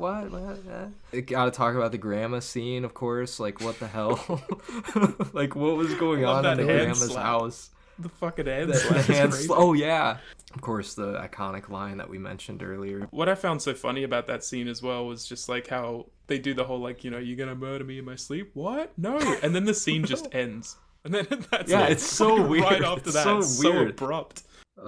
Everything about this movie is kind of just so slapped together, like Yeah. scenes like that, to where scenes will just end, nothing's really explained, like why did the wind suddenly stop? Oh, it's just a scientific phenomenon that we'll never understand, but it'll just happen. And what he was telling all of us at the beginning. So It's such It's a like a cop huge out. shrug of an the, ending. the concept was kind of cool, but it just wasn't done, like, explained very well. And it's lazy as well. Like, you end it with that, basically. Oh, we don't know why it happened, but there you go. Just things like And also, what was the twist in this movie? I'm trying to think. There isn't really. I mean, Really? like, There's there's not. like a scene in, like, France or whatever at the end where, like, it That comes might have back. been the twist. I guess Like, it that's comes it. back. Well, Yeah. I genuinely think there are some good filmmaking things about it. I don't think it's a complete guilty pleasure. I actually do enjoy things about it. There are But, good things about yeah. it for sure, but it's just like, this is one of the best so bad it's good movies I've seen, honestly. It is. It's great. It definitely is. It's up there for me. It's one of my favorites. I don't know how to even rate this, Me honestly. neither. Like, I rate keep in mind, I rate my movies similar to you guys, I think, just based on my personal enjoyment. So if that's the case, I gave this an 8 out of 10. So I gave The Happening a fucking 8 out of 10 because I just enjoyed it a lot. But it's definitely flawed. I'd kind of be going against my rating system with like so bad it's good movies. Yeah, I think I Because do I- that too sometimes as well. Because, like, for Moonfall, I gave that, like, a 3 out of 10. Like, but I would watch that movie again because it's so stupid That's and fun. true. I do that sometimes too. It just depends. But yeah. In terms of sheer enjoyment, I would genuinely give this a 10 out of 10. I love it. Yeah. But I have it rated as a 2 out of 10 because that feels more right. So if you subtract those love two, it. then you're on an 8 out of 10 like me. So basically, same. Let's go with 8 level out as of 10. me. So. You could give any score to The Happening and it would make sense. Well, moving on from The Happening, from a so bad it's good movie to just a bad movie, we got The Last Airbender 2010. Haven't seen it. Don't want to. You were making the right choice. I remember fuck all from it. All I remember is that it was painfully boring, painfully bad. And I Did can't they even imagine mispronounce how... his name as Ong? Yeah, that was the biggest slap in the face to the fans, and that's sorry. why they all kind of hate it, honestly. I think they more kind of hate it just because it's I think the show is like 60 episodes or so, and it goes through so much. Yeah. And the movie's like barely 2 hours long, and it doesn't really showcase half the nations or whatever. No, I also don't remember anything from it. I watched it and I completely erased it from my mind. I don't even remember why it was bad. I just remember not remembering it at all. The movie looked bad, the acting was bad, the story was rushed, everyone was miscast. Just literally everything that could probably go wrong with a movie kind of went wrong. Yeah, nothing much to say. I don't have anything to say either. If I was to give a rating, I don't even think it's half star bad like everybody else on Letterboxd. Like, I guess in my mind there was some stuff that was keeping it from being half star, so I gave it like a 1.5 out of 5. So that's like a 3 out of 10, which is pretty high for this movie. I don't know. I just don't think it's like the worst thing ever. It's just not a good adaptation. I am everyone else on Letterboxd. It's 1 out of 10. And you're Half probably star. right, honestly. I think I'm being generous with this one. From memory. Moving on to another 1 out of 10, spoiler alert for me, but After Earth. Has anybody else seen this? No. I'm not sure. I'm never sure whether I've seen it or not. You know the hugging scene? Yeah, I think. That's the thing I remember. Okay. That's the sad part, is that I literally just watched this like last week and it's already fading from my fucking memory like completely. Yeah, this is one of the worst movies I've ever seen. This is, in my opinion, the low. Yeah, it sadly is. Like, this feels like a straight to sci-fi channel piece of crap. Like, nothing really good about it, nothing entertaining about it. Will Smith and Jaden Smith, if they were replaced with a different father-son duo, this movie might have been actually pretty good, but they sink the movie because their performances are laughably bad and the dialogue is laughably bad. Is it visually good at all? Barely. There are some shots to where like they show the whole landscape of like, you know, when he's in the forest, like kind of like they're stranded out there and stuff. And it's kind of cool shots and cool like atmosphere. Like the first 30 minutes are excruciating because they're not stranded in the forest yet. It's like some of the most boring, terrible crap. And then once they get stranded, it's kind of cool in the forest. But honestly, it's just low budget, like sci-fi schlock. Just Jaden Smith. This is one of the worst performances I've ever seen from Jaden Smith, like in this movie. He's so bad.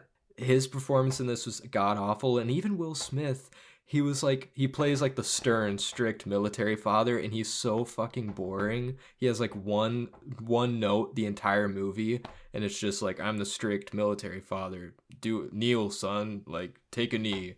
I really hated this movie, and it's sad that M. Night made it, because it's a 1 out of 10 for me. It is bottom of the barrel. Yeah, I don't know, but yeah, it's kind of sad, because if you look at the last 4 movies, from Lady in the Water, The Happening, Last Airbender, and then After Earth, look at those 4 movies. That is a terrible streak of movies to have. And it continues with The Visit. It's debatable. This is where his career finally gets back from bad territory to just divisive. True. At first he was good, then he was bad, then he's back to divisive. Moving on to The Visit. Quinn, what's wrong with you? Yeah, let's start with the negatives first. You go. It's very bad. Everything. It's very, very bad. Oh, you both didn't like it? No, Gosh, I did not like it one bit. Damn it. I hate The Visit. There are things about it that are good, absolutely, but it is probably the most boring M. Night movie I've ever seen, and it's like 90 minutes long. Yeah. It fucking dragged so hard. Please watch like After Earth, and then you will retract that true, statement. but I mean, Jesus. Yeah. In terms of what I like about the movie, I don't think any actor is bad. I think all the actors are pretty good for what they are. I think the grandma's fucking awful. At times. Actually, yeah, she sucked. I like the grandpa. The grandpa was pretty good. He's The fine. grandpa was great. The only thing that does tank this movie for me a bit is the dialogue, and I think all the actors were totally fine. It's just this dialogue is so kind of like the kid rapping. We have to talk about the little kid who won his cringy ass raps. Look, that kid is That from was Australia, okay?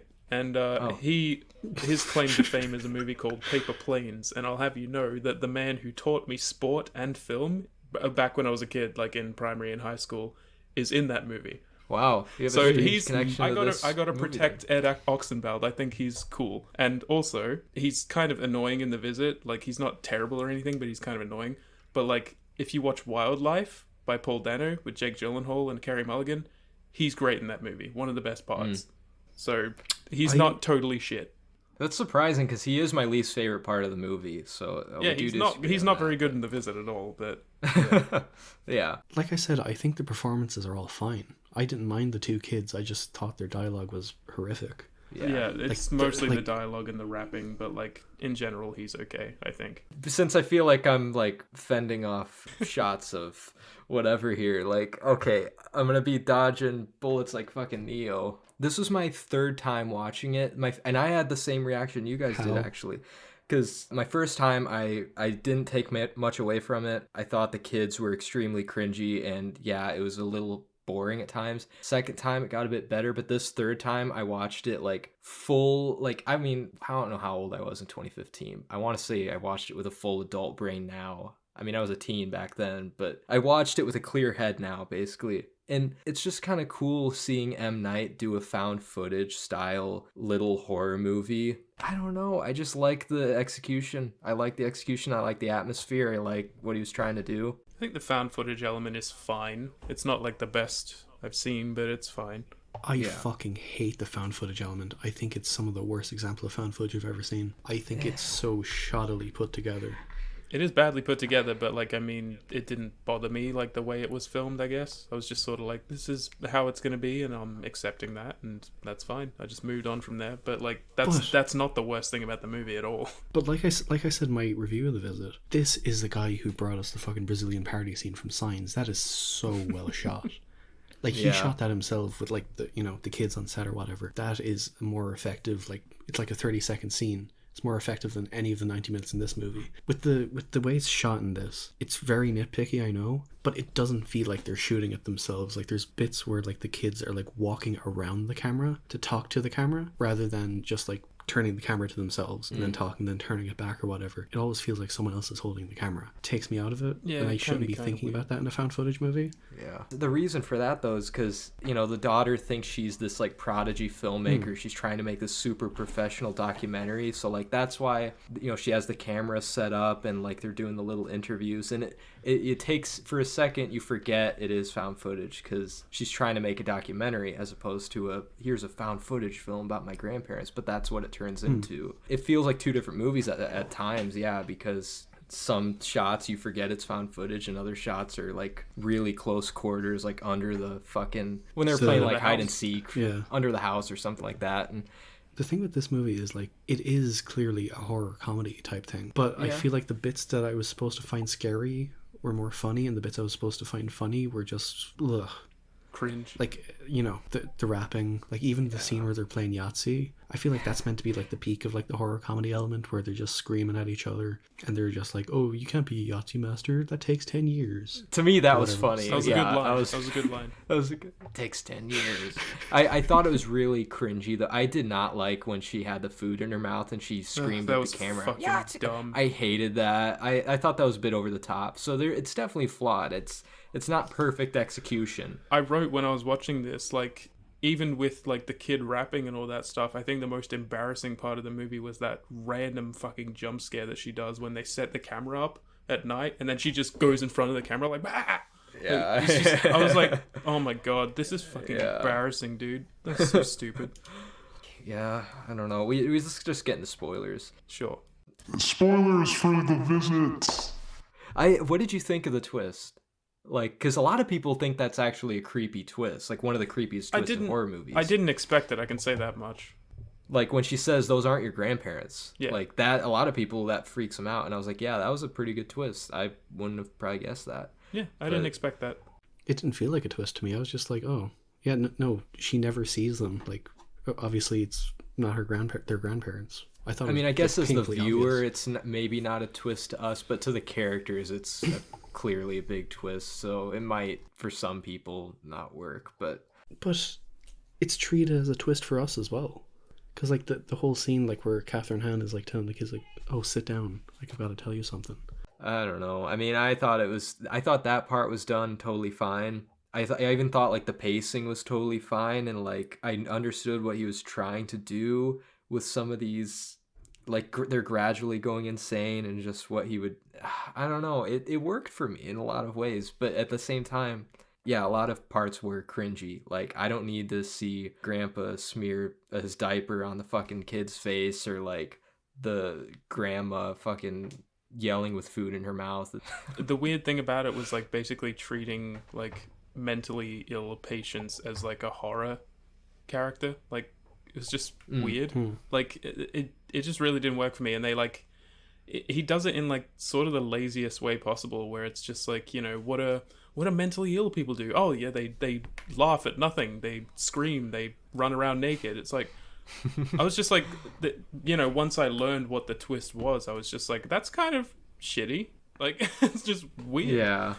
You could argue though, I mean, it's the Split kind of does the same thing by definition then with like people with that disorder. In a way, but like that's far more fascinating because a lot more depth is given to his character, whereas this had none of that.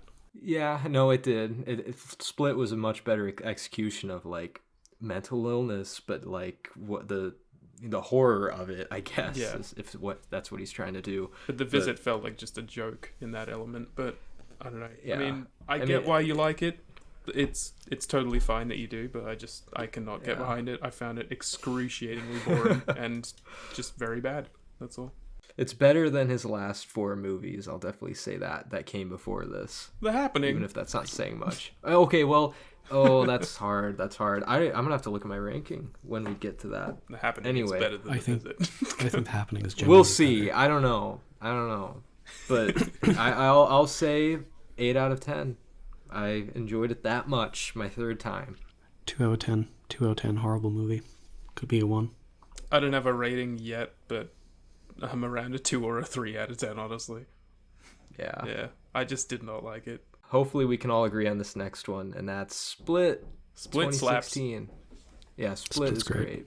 This is like still his best movie out of all his recent ones, I would say, for sure. Yeah. Like his last amazing movie, I thought.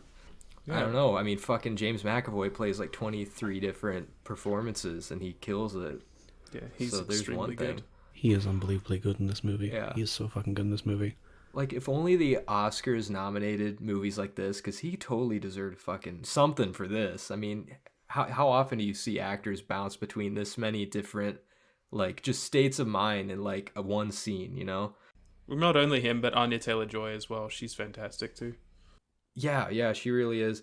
And this was one of the first things I actually saw her in. Like, I know The Witch came before this, but this was actually the first movie I think I saw her in. I saw The Witch in theaters, so that would have been my first, probably.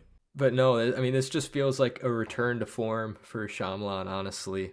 Like, just the way he tells his story, like the subtleness to it, the subtlety, whatever, and just like the eerie atmosphere, the build-up, and it was just done really well. Not only that, but it's fun. Like, it feels like you're intrigued by the plot, and it like keeps moving at a good pace, so you're like constantly engaged and like having fun with it and all that stuff. And like some of the imagery is fucking fantastic. Like, it's shot so well. Yeah, it is shot extremely well. Sideways shots. It's probably his best shot movie. I think we might be able to agree on that, right? Oh, it's up there. I don't think so. Maybe, I don't know. I guess so. Now I'm thinking of his early stuff. I think Unbreakable looks better. Unbreakable, it probably Split, does. like those two probably. But it does have a lot of my favorite shots from his movies. Like I love it's like a sideways shot. Like mostly like the sideways or upside down shots are all fucking excellent. Yeah, I still love the shot of him on the bars as well, like ripping it open. Oh god, it's fucking cool. Fucking great performances, shot super well. The story is interesting. I mean, I think I remember seeing it in theaters and just being like blown away. And I didn't even know, and it was amazing. Yeah. Yeah, and I didn't even know at the time that it was M. Night, because this was like around the time I was getting deep into movies to where I was actually like remembering, oh yeah, this person directed that and this person did that. So later on when I found out this was M. Night, I guess I was happy to see like, yeah, he made a good movie in a while. I think like it was around the time that I was like really loving like Unbreakable quite a bit. So like this movie gave me a lot that I appreciated. And it's just super rewatchable as well. I don't know why. Yeah. It's just very rewatchable. Getting into spoilers for Split. Yeah. You know, the twist of this movie. What would the twist of this be? That there was a hidden personality called the Beast? Is that the twist? I don't think that's the twist, because they were talking about the Beast the whole movie. Yeah. And then we weren't sure if it was like, is it real? Is it not? I don't know. I think the twist, if anything, is that's in the Unbreakable universe. True. That's true. That was fucking huge when I was in theaters. I was like, what? Yeah, that was... I love it, though, because people that knew Unbreakable, that was such a big deal, but your average viewer who probably hasn't seen Unbreakable since fucking way back when, or has even let alone seen it at all, was like, oh, Bruce Willis. They didn't know who he was, though. I But if imagine you a knew lot of like Unbreakable- younger audiences would have been going into this, and they would have been like, "What the fuck? What's going on here?" Yeah, what? Who's this guy? I knew about it before I saw it, so I was kind of happy about that because I could watch Unbreakable first, then go How do into you this. know all the twists before going into these fucking movies? Because they're big movies. Well, stop it. Be careful. Yeah, I don't know. It was just it was really I guess cool how he planned this out. I guess we'll talk about later on how that fucking ended up with the third movie, but yeah. I think Anya Taylor-Joy's character is like one of the strongest characters he's written. That's true, because all the flashbacks that they give her with like that was pretty well done. It was so disturbing. Like the whole ending. Yeah, it was with very her, disturbing. Like being apprehensive of going back to her uncle who, like, you know, abused her as a child. Yeah, and just like the way that was like shot and like set up, like how you don't see the uncle like take off all his clothes, but then you just pan over and it's weird. It's really just very disturbing. weird, but It's very disturbing. It's done well. I like the though. way that like trauma Yeah. was weaved into her relationship with James McAvoy's character. It was really interesting, Like the broken and the more especially resolved. given like how many different personalities he's got and like how they like latch onto that. It's interesting. And she's also probably just like one of the smartest characters that he's ever written. Just Oh, yeah. the fact that she like how she's dealing with all these different personalities and like trying to basically befriend them and like use that to get escape and get out of there Yeah, and just she's not dumb. Yeah, it's just no, she's definitely not dumb, and like it was just done really well. Yeah, the only cringy parts kind of come in when he plays the kid, like he turns into a little kid, but it's meant to be cringy, I guess, so that's fine. I love the dance scene. Yeah, the dance was fucking awesome. His best movie in recent memory, out of all his recent ones. For sure. For sure. All I have to say about it, I would give it a 9 out of 10. Someday it might even go up to a 10. But I've seen it many times, and yeah, solid 9. I think I've seen it maybe 2 or 3 times, and I would probably say like a solid 9 as well. Yeah, it's not like totally perfect to me, but again, could change. Who knows? I'm the exact same. I've seen it like 4 times and it's sitting at a 9. I don't think it's going to go up. Don't think it's We're going to all go in down. agreement. Nice. Wow. That's nice. It's better Split than brings The people Visit. together. Yeah. We should do the artwork as like all of us as James McAvoy's different characters. My idea was like the tree from Glass. Oh yeah, that would be cool. That would be awesome. Oh, man. Do we have permission to draw you in blackface? Oh. No. Oh. I'm so sorry. Anyway. Yeah. Moving on to the conclusion of this trilogy, Glass, which is probably his most divisive movie, period, actually. I think it is. Maybe. I really think it is. If you look at the Letterboxd graph, if you see everyone's ratings, people love it or hate it. People think it's genius. Other people think it's terrible. I kept hearing very like mid things when it first came out, and it actually took me like a year after it was in theaters like to actually watch it. Because I was just like, oh man, it sucks that it's not being well received. I'm not going to go see it in theaters. And then I just forgot about it for like a year. And then I was like, oh yeah, maybe I should watch that. Yeah. And then I did, and I'm not a fan. I did see it in theaters. I think it came out like when I started working there. I hate Glass. I fucking hate it. I don't hate Glass, but Yeah, like, hate's a strong word. when I first watched it, I gave it a 5 out of 10. And right now it would probably be a bit lower, like maybe a 3 maybe, but I don't know. It's just like a real misfire. I think I gave it a 4 when I first watched it, but like the more time goes on, it just keeps sinking lower. I saw it in theaters as well, and I was enjoying everything up until the end, which we'll talk about in spoilers. But I had the same reaction. I actually gave it like a 6 at first, and then it dropped to a 5, and it stayed at a 5 for like two or 3 years. And then I just rewatched it like the other day. It actually got better for me the more the movie sat with me. The more I understood what M. Night was trying to do and appreciating the moments that I actually do enjoy, it did get better, but it is still a very flawed movie. I don't know. What are some good things that you guys like about it? Sam Jackson? I think the performances are good aside from Bruce Willis. And also, what's her name? The woman. Sarah I can't Paulson. remember her name. Yeah, Sarah Paulson. I found her really annoying. But yeah. James is consistently the best thing about it, I think. And He was even Samuel L. Jackson is great. And in this one, James even like, because you don't really see in Split him bounce between personalities this like bam, bam, bam. Like it was happening one after another, and it just was awesome getting to see that because like they flash him with the strobe light. That's not really a spoiler, I don't think. It's like the only movie I've never liked Anya Taylor-Joy in. I think she's horrible in this, and I think her character is so bad. Let's wait for Super Mario Brothers, baby. No, she'll still be good. She's in that. She's Peach, yeah. She's Peach. Oh my god, I haven't even been following that, so I don't know. And I know in your review actually, or somebody's review, did they mention the son of Bruce Willis being really bad Keelan. too? Oh, he's very bad. He's very bad. Okay. I don't think any of these performances are downright terrible. I just think they're just at times just kind of like monotone or just like subdued. Just very subdued performances. I appreciate that they didn't recast his son from Unbreakable, but he was bad. I don't know. I mean, yeah, I thought Bruce Willis, for me, he was kind of the low point because he was dead. It felt like nothing. He just felt like nothing was there. Yeah. I didn't feel that same character from the first movie. I didn't feel that. So that was one of my few negatives, honestly. He just looked like he was sort of confused. I think this was like the beginning of his whole amnesia thing. I don't know about amnesia, but dementia. Yeah. Maybe you see that come into play in the movie. Like he's just like, and it's wait, really sad. why am I here? It is really sad. Just get into spoilers. Might as well. All right. Spoilers for Glass.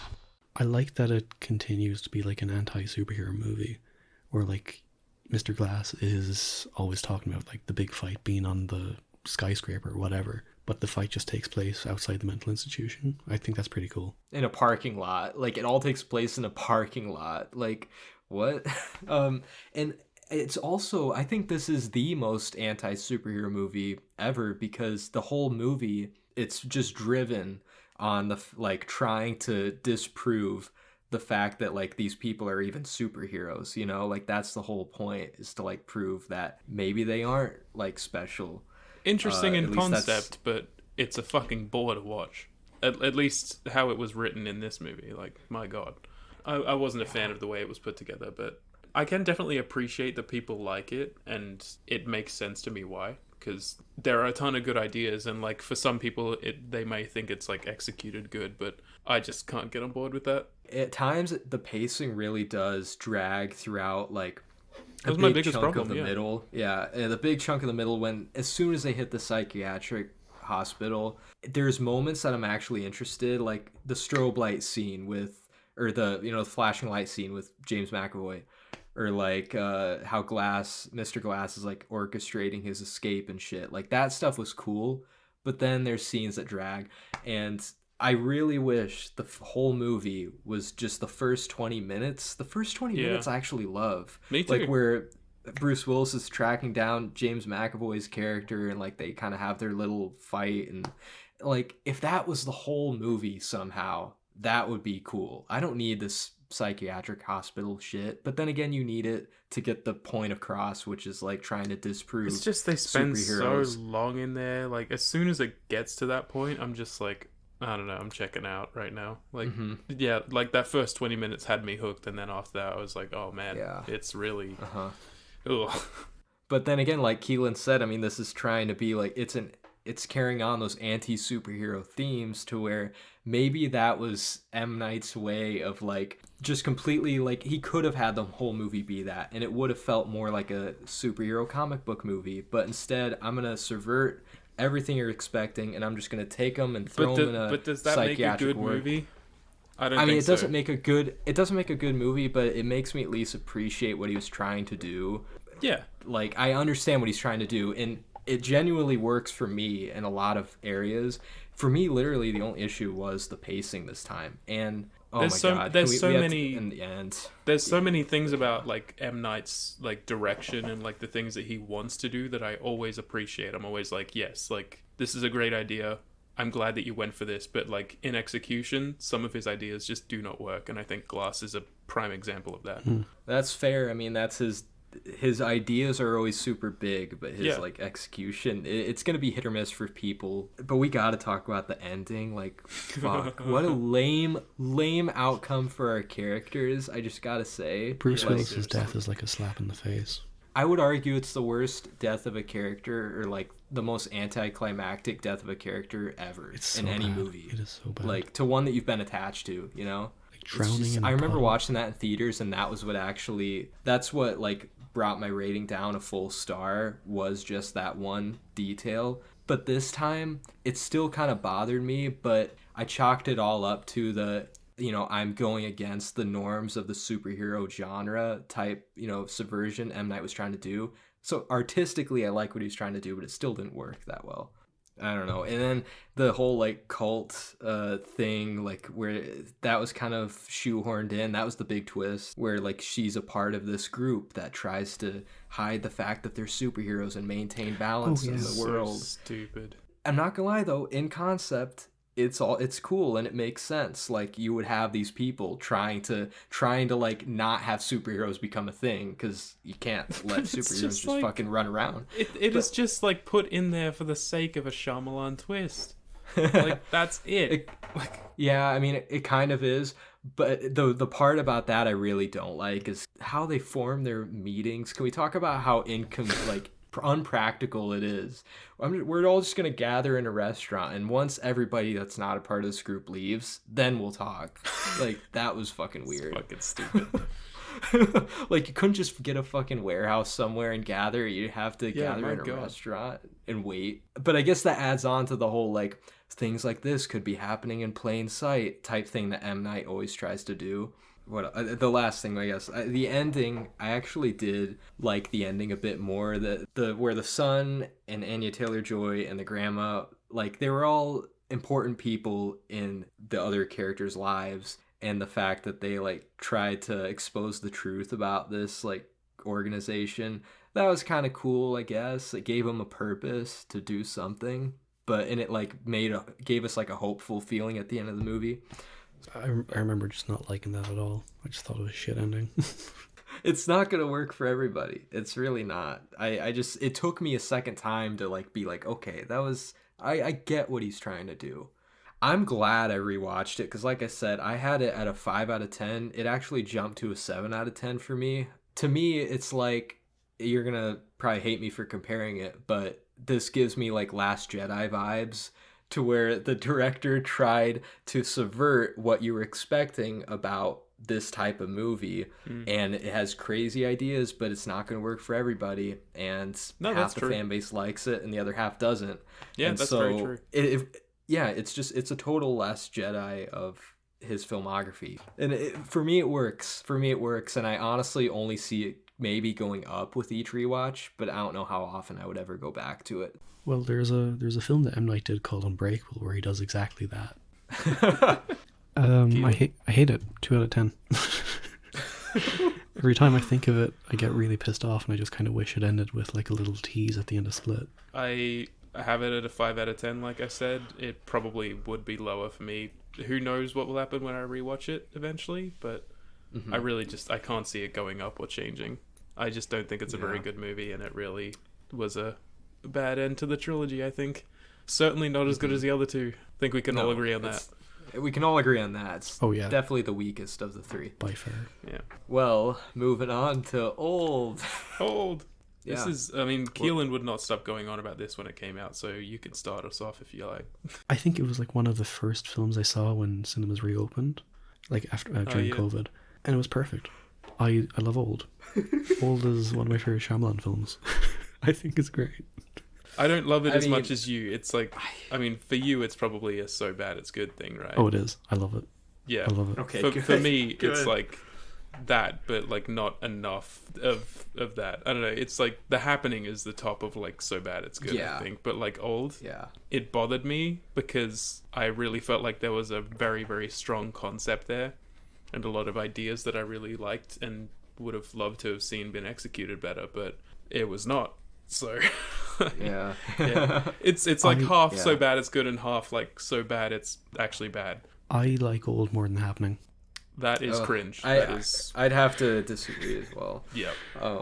I definitely think this is the first movie since The Happening to feel like this, to where it is so bad it's good, but it's just not to that same. You don't have a Mark Wahlberg, carrying that goofiness. You don't have a. I would have loved him to be an Old. Fuck. Oh, he would have been awesome. Look, you don't get Mark Wahlberg, but you get mid-sized sedan. That's the thing, is that I feel like in The Happening, I feel like they all knew they were in a B movie, schlock movie, but in Old, they try so hard to make it serious that it's funny that they're trying so hard, but at the same time, they're not embracing what they are, like The Happening did.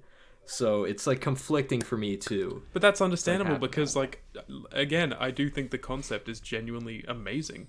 Yeah. And I think they did think that they were making something great, but it's just this is probably the worst dialogue I've ever heard in an M. Night movie, I think. It is. I think it's his hands worst. down. I agree. I think hands down this is his worst dialogue in any of his movies. Like, Jesus 100%. Christ, dude. And it adds on to the so bad it's good factor, but there are times where it just does not let up. The bad dialogue does not let up to where I feel like I'm getting dumber every time I hear them talk. That bit at the start where she's like, oh, what a great voice. I can't wait to hear it when you're older. Dude, as soon as I heard that, I got so sad. I actually got sad because for a second I thought maybe this will be a good M. Night movie. And as soon as I heard that, I'm like, I know what type of movie we're in for. There it is. It's like you couldn't have fucking waited to say that. Anyway. The kid going around the resort just asking everyone what they did. Just introducing himself and just give being me your like, backstory. Give me your character backstory so we care about you. All right, moving on. Yeah, that's all it really was. It's like, come on. It just kind of felt like so sloppy for M. Night. So like, I'm just gonna have a kid run around and use that for exposition. One thing I also got to add on is, like, having now seen Phantom Thread, I could really appreciate how bad her performance is. Like, that's the thing. She's like, so good in Phantom Thread, and now I look back on Old and I'm like, what were you doing? But also, it's M. Night's fault, basically. Right. That's the thing. Do we blame the actors or do we blame it all on the dialogue? Because I think it's all the dialogue's fault. I mean, probably, yeah. Because they just you can't deliver this dialogue with a straight face. You just can't. I mean, I think it's mostly down to the director. Like, most of the actors in this movie are really good. Like, Thomasin McKenzie as well. Like, she was great in Last Night in Soho and fucking Jojo Rabbit. Alex Wolff, yeah, of course. Rufus Sewell. I mean, I just watched Station 11, so no, I compare him to that. But the guy from Werewolf by Night. Oh yeah, him. I don't know his name. Gael. But he's like the main guy. Well, I mean, just having watched, like, just a little sidetrack, but like, I just finished Station 11. It's like a mini series, 10 episodes, and it's fucking incredible. And he is so good in it. I have to watch it. Yeah. Like, it's like watching Phantom Thread. Now I just think of Old, and I'm like, oh my god, why? Do we want to get into spoilers? Why not? Spoilers for Old. Much like with The Happening, I think it is technically competent. I think there are some interesting choices made with, like, showing their aging. Like, the shot of, like, the camera just kind of turning around Vicky Creeps and, like, all of a sudden, like, her hearing's gone. I think that's a really cool shot. It's a mixed bag for me because there is so many good technical aspects. Like, a lot of cool camera work, cool visuals. Everything technically is totally fine. It's just literally all the fault is on the dialogue. All of it is on the dialogue, and it's what brings the movie down, but also the guilty pleasure factor up. So it is a mixed bag for me. But it is creative in points, like, quite a lot. I do think that the cinematography and, like, some of the ways of showing, like, aging and all that stuff, like Keelan said, like, it's definitely creative, but it's just some of the execution in it is, like, so bad. Like, one of the worst scenes I've ever seen in a Shyamalan film, or a film in general, is that whole, like, that woman, like, cracking her arms and shit and legs, and eventually she's just, like, basically a crab on the beach. It's fucking weird. But it's so funny. Like, it's so funny. It's funny, but like that's a concept where I feel like it could have been done so much better if they actually, like, tried better than that. But, like, she just ends up looking like a weird fucking joke of a thing. And it was pretty funny, yeah. It is haunting in a way, because, like, that image always sticks with me. But, like, it's the most striking visual of the movie, honestly. Probably. Is that scene, which says something. They did do it good in another film, Suspiria. Oh, true, Suspiria. Yeah, Suspiria, they did. That's a perfect example. Thank you. Like, they did it so well. But, like, in Old, it's fucking horrible. In Suspiria, like, it's actually haunting because, like, the whole scene itself is, like, the editing and, like, the music is fucking terrifying. Oh my god. What do you think of the scene where the girl gets pregnant and then delivers a baby and then the baby dies? I love it. It's my favorite scene in the movie. Yeah, That's probably my favorite as well, because I remember telling you, like, when I first watched Old, it was on the podcast, like, one of our early episodes, but I told you, like, how I, like, burst out laughing when like, she comes out of the thing, and she was like, Mom, I just got a little fat, and then she's fucking pregnant, and I was like... That scene makes me so uncomfortable, because it's just, like, they're little kids in their mind, but they're in these teenage bodies, and did they even know what they were doing? This, like, really makes me so uncomfortable thinking about all of it's what just, the fuck happened. Yeah. It's a very weird movie. What the twist? Wasn't the twist? The twist was the worst twist part. was that awful. I thought the twist was really just kind of boring, actually. Just really like, there's a fucking organization that's like doing this as an experiment. What? Is that what it was? Yeah, basically, and it's dreadful. Yeah. He just pulled another glass out of his ass. That's one of the things that I'm sure many people have brought up with him. I don't see why he needs to just continue being the twist guy. You don't need a twist in every fucking movie, especially not this. I don't know. I mean, once people like attach a certain thing to you, then they expect that of you. So I feel like if he's afraid if he doesn't do that, people will be disappointed, you know? Because the twists are always like fun to talk about with his movies. So at this point, he's I guess M. Night he's like Shyamalan. locked in a box. He can make a movie, and like regardless of whether he includes a twist or not, people are gonna go see it. Or maybe it's just as simple as like he likes doing the twists. Maybe he doesn't even think they're stupid. He actually has fun coming up with them. That could be something too. I don't know. Well, he had a bit too much fun with Old. I think the twist was actually in the graphic novel. Was it really? really? That's true. I think so. That's true. Oh, Jesus. Well, fuck that guy. Because that was awful. It was such a bad twist. Maybe the graphic novel did it better, though. We never know. I've heard the graphic novel's quite bad. So no wonder, yeah, after the graphic novel is bad. They were like, let's get M. Night Shyamalan. That's our guy then. Our book is bad.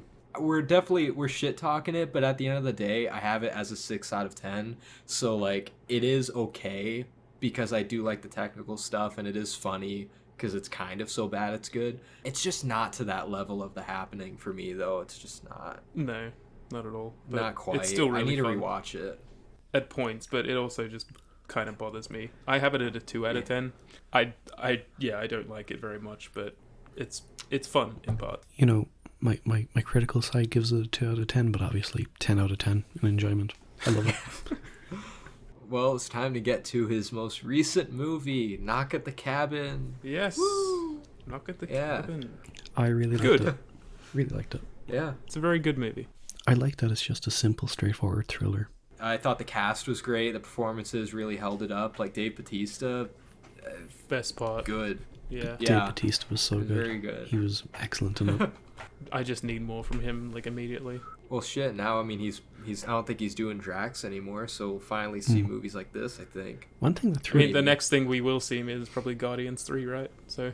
Right. Month, but I so. think that's like his end to that character, I thought. Maybe. Yeah, it seems like it. No, everyone was great, yeah. Rupert Grint wasn't great. Excuse me? I think he was great, and I wanted more. He was okay. I think he was good, but I did definitely want more. I feel like they kind of locked his character in a box, like being just like, he's just kind of the redneck angry guy, and we're going to show him only every now and then. Like, that's what it felt like. I really just love him as an actor, and I enjoyed his time in this quite a lot. And just a side note, because this is also M. Night Shyamalan related, but I also just have to, yet again, recommend his show Servant. This is the third time I hear you. I know, not just you though, but Keelan and anyone else listening. But like, we can't go an M. Night episode and I can't not mention Servant. Like, yeah, true. Servant is actually his best thing. Even season 1 of Servant, actually, I would say is his best thing since like his old movies. Like, I'm talking like Signs and shit like that. Like, season 1 of that show is genuinely that good. Is it actually him?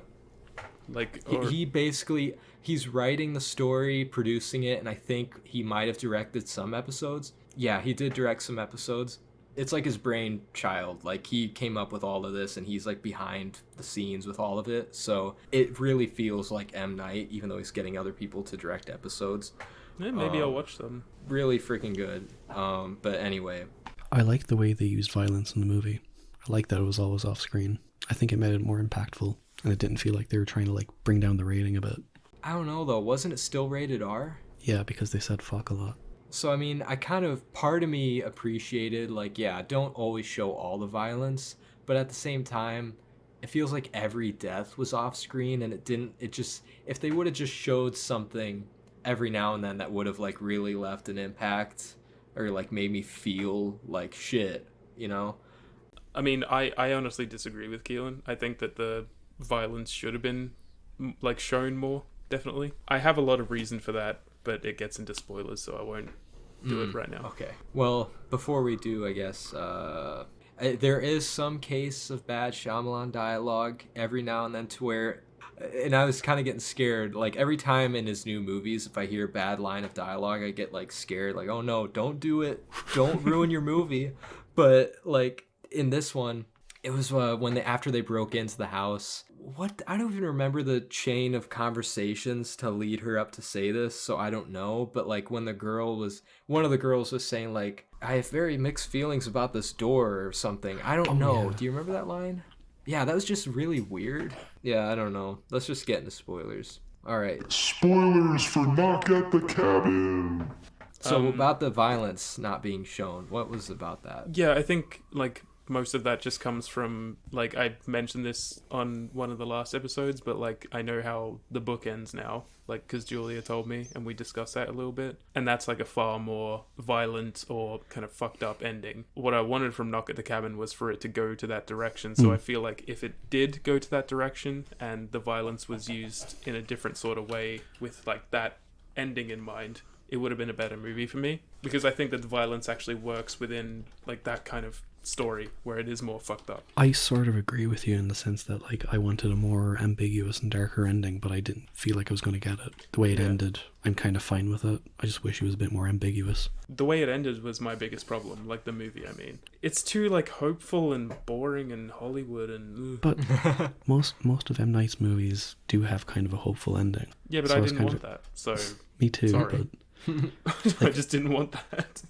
I do Yeah. I do prefer the ending of the book, but like it's fine what we got. Yeah, it's still a good movie. I just think that it would have been a better movie with that violence there and with that ending there. Yeah, I kind of wish he took more risks in that regard. Like, yeah, don't be afraid to give us some darker stuff and not completely sugarcoat it all, you know? I kind of agree. What, the kid dies in the book, doesn't she? And it's just the two parents that survive. But like Yeah. Well, apparently she gets like accidentally shot. And so the sacrifice doesn't Yeah. count or whatever. Yeah, so that is, I wish they included that in the movie, but that's just totally not a Hollywood thing to do, so Yeah. they wouldn't. It was never going to happen, but it would have been great. I mean, he killed kids in The Happening, so... That's true, but maybe they didn't want him doing that again. I don't know. I don't know. What was the twist in this movie then, if any? I think the only real twist is that they were the four horsemen of the apocalypse, but like you could get that anyway. Well, I mean, Right.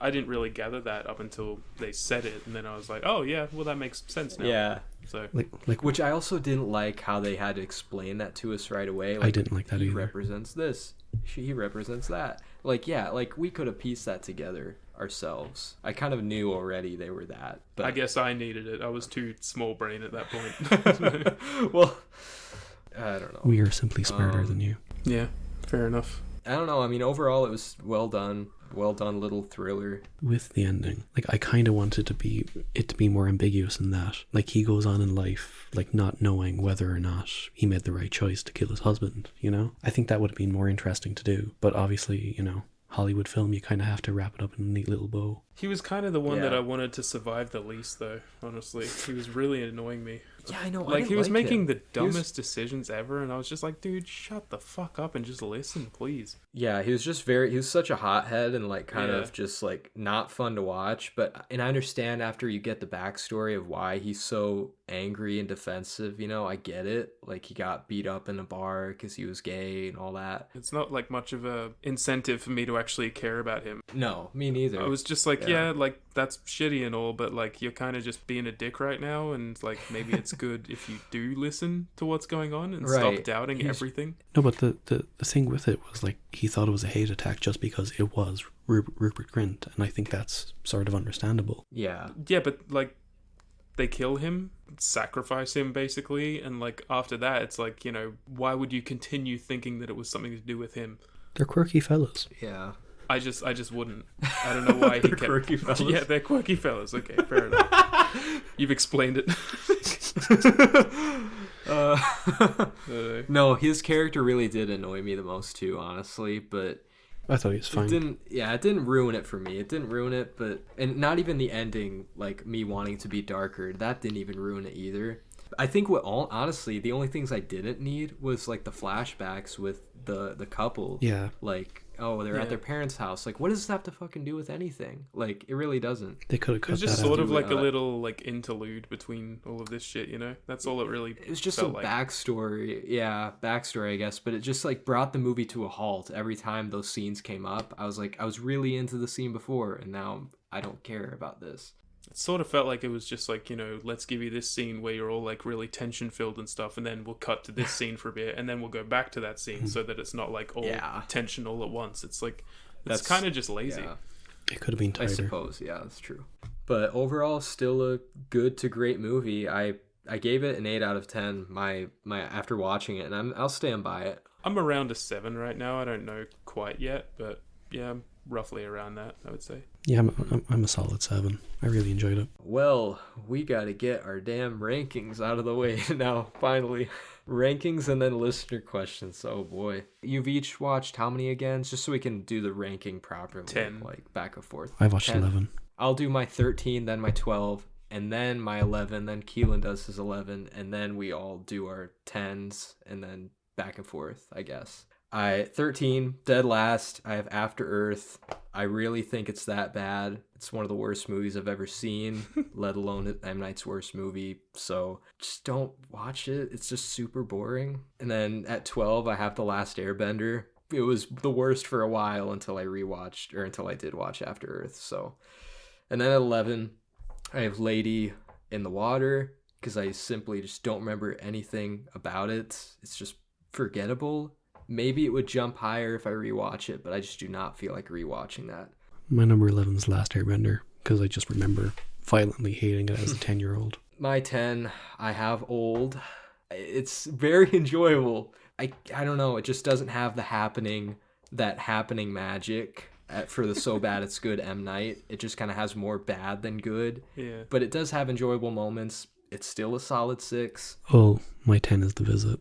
I did not like it at all. I fucking despised it. There's very little things I liked about it. It was just boring. Yeah, my 10 dead last is The Visit. I really, really don't like it at all. I think it's a piece of shit, and I wish it was better, but it's not. So, yeah. No. All right. Sorry. Now, my number 9, Glass. Even though I really liked it on rewatch, I know what he was trying to do. It's just, still number 9. It's not that great, but it's still pretty good in my mind. My number 9 is also Glass. Well, I hate it. You kind of like it. That's true. We have it 9 for different reasons. But yeah, no, it just kind of, it's unnecessary. It just kind of sort of fucks up the mythology of both Split and Unbreakable. Just missed opportunity. My number 9 is also Glass. Whoa. Yeah. Look at that. Just a colossal misfire. It's not like totally horrible or anything like that, but it's, certainly not good, I don't think. At number 8, Knock at the Cabin. I still gave it an 8 out of 10. So, like, that tells you, I guess I'm just an unapologetic, like, M. Night sheep, Like, I'll love almost anything he does. Yeah, I mean, it was a great movie. I knew it would kind of fall in the middle for me. I knew it wouldn't be one of his best, but it's far from his worst. I don't know if it has much rewatch value, honestly, but it was a good little thriller. My number 8 is The Village. Hope I like it more in rewatch, but at the moment, I like a lot of it, but it just falters at the end. My number 8 is Old. Fun bad in many places, but like I said, half of it is just bad, I think. Okay. Number 7, I have The Visit. Oh, Look, boy. it was better my third time. Third time's a charm. It really worked. So then my number 7 is Knock at the Cabin. Just like a very, very solid fucking thriller. My 7 is also Knock at the Cabin. It's a good movie. It's a good movie. I wish it was better. I wish it took more risks, but regardless, it's still really good and entertaining. It's a good thriller. At number 6, I have The Happening. Almost top 5 M. Night, almost. I can't say it's objectively a good movie, whatever, but it was just a fucking fun time. So number 6. My number 6 is also The Happening. Just one of the best so bad it's good movies of all time. There's nothing I don't love about it. My number 6 is also The Happening. I kind of figured that. Oh no, 666. And then like 999, which is upside down. Yeah, 6. dude, that's weird. Oh my god, we're cursed. We're gonna be cursed. Yeah, The Happening is like so much fun. One of the most perfect, so bad it's good movies I've seen. We're in the top 5 now. I've got The Village. Love it.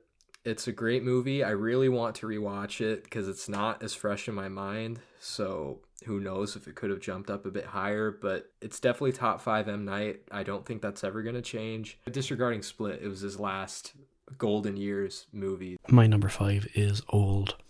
I fucking love Old. I like it more than Happening. Old is kind of a special movie to me, and I think I'll always love it. My number 5 is The Village. I think it's really, really special. The last 30 minutes is a bit off and on for me, but it's such a great movie, and I love the relationship between the main two, and the acting is incredible, so yeah. Number 4, I have Split. It is his last amazing movie that he's done, and I hope that he reaches these heights again, but I don't know if he ever will. But I hope that he can, because like I said, Servant is amazing, so he's still got it in him. He just needs to put that into movie form. My number 4 is also Split. Split's just fucking... It's great. There's not much I don't like about it. It's just like such a fucking great and interesting thriller with such a neat concept, great characters, and James McAvoy's performance is one of the best that Shyamalan has brought out of an actor. Number 4 is also Split. Everything you said times 2. Yeah, it's great. It's a great fucking movie. Well, my number 3, Unbreakable. I have it number 3. It's amazing. It's a masterpiece for sure. One of his 3 perfect movies. I just hope that he can reach these heights again, honestly. My number 3 is The Signs. The Signs is great. Very happy I watched it. Very happy I loved it as much as I did. There's not a lot I didn't like about it. Really great performances by Mel Gibson, Joaquin Phoenix. Shot really well. Score was fantastic. My number 3 is The Sixth Sense. Just because it doesn't have like as much emotional attachment to me as like the others, but rewatching it today, it's just so fucking good. I didn't expect it to be as good on a rewatch, but it is. It's just a perfect movie. Well, number 2, I have The Sixth Sense. I don't know. It was really tied. Unbreakable and Sixth Sense. They could go just fucking either way. The twist being so groundbreaking and like, you know, iconic is what like nudges it up a bit more to the second spot. I mean, they're both perfect, so. My number 2 is also Sixth Sense. I'm very happy that the twist being ruined for me didn't affect my experience. Very emotional film, very terrifying at times. Haley Joel Osment, Toni Collette, Bruce Willis, they're all fucking great. It's a classic for a reason. My number 2 is Unbreakable, a movie I love so very much, and like I said, it's very interchangeable with number 1, but it's still, I think it is, yeah, in second place because many different reasons. But yeah, Unbreakable is a fucking masterpiece. I love it. Everything about it just works so well for me. I think it's perfect. Number 1, Signs. It's not only my favorite M. Night movie, but it is one of my favorite movies of all time, for sure. It's just, every time I watch it, it just reminds me of why it's so close to me. For me, it is the pinnacle of M. Night's career. It's everything great about his movies put into one, and with an amazing cast on top of it. Yeah, Signs is just top tier, peak M. Night, in my opinion. My number 1 is Unbreakable. One of my favorite films of all time. Easily top 5 superhero films of all time. Such a unique film. Everything about it just fucking clicks with me. It's a very special movie to me, and yeah, fucking love Unbreakable. Could watch it constantly. And my number 1 is Signs. Yes, indeed. Woo-hoo. It's just a perfect movie through and through. I think it's amazing. The acting is fucking unreal, and the entire concept and the writing and the directing, everything just works perfectly for me. I love it. That's it. There we go. We fucking did There's it. our ranking. There's We our did it. ranking. Let's just get right into listener questions. Okay, starting with the 2 questions that you got from moving _ pictures. Do any of you ever feel religious undertones in M. Night's work? In every Guess, single yeah, one of we his kinda movies. talked about that. Yeah.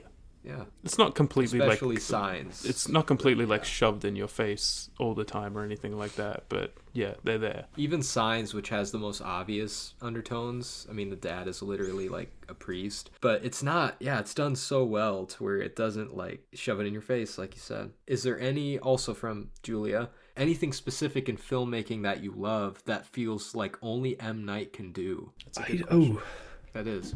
Anytime there's a movie twist in a movie, I can't help but think of M. Night, you know, because he's like the twist guy. So, not saying he's the only one that can do that, but he's like the king, I guess. I don't really know. There's Yeah. not like too many director trademarks from him that I find like extremely positive. Because like a big director trademark that I think of is his dialogue, and it's not positive. But just also his ability to like weave in things about faith and family, and like especially the family aspect, but also like the mystery and the unknown. Like he brings in all of those aspects with all of his movies. There's elements of And eeriness to some of his movies that I think like not a lot of other directors can do as well. Yeah. He brings a lot of humanity to stories that done by any other director or writer wouldn't have them. With pretty much every film of his, I watch it and I don't think M. Night is a bad director. Because like he has so much vision that like he can make even parts of shit movies like really interesting. You're definitely right about the humanity part. Like his films always have, even if they're good or bad, they always feel like they have a heart to them. He's good at that. All right, these next two questions are from my mom.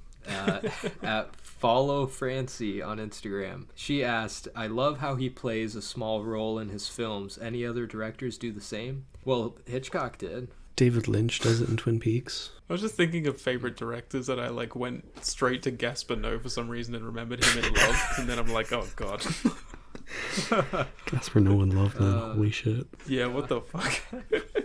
But I don't think any director has done it as consistently as M. Night, you know? Like, I can't think of a director that tries to show up in each of his movies. Her other question was, what is one of your favorite M. Night Shyamalan movies and least enjoyed? I guess we already answered that. And she added on that The Village is her favorite and Old is her least favorite.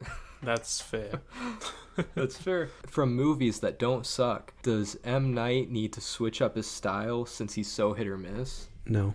I think his style carries most of his movies. I think he has switched up his style, like, to an extent, because all the different things he will do. Like, he's done an Avatar movie, horror movies, and then, like, just all sorts of variety, honestly. I think he needs to stop shoving twists in there when they don't fit.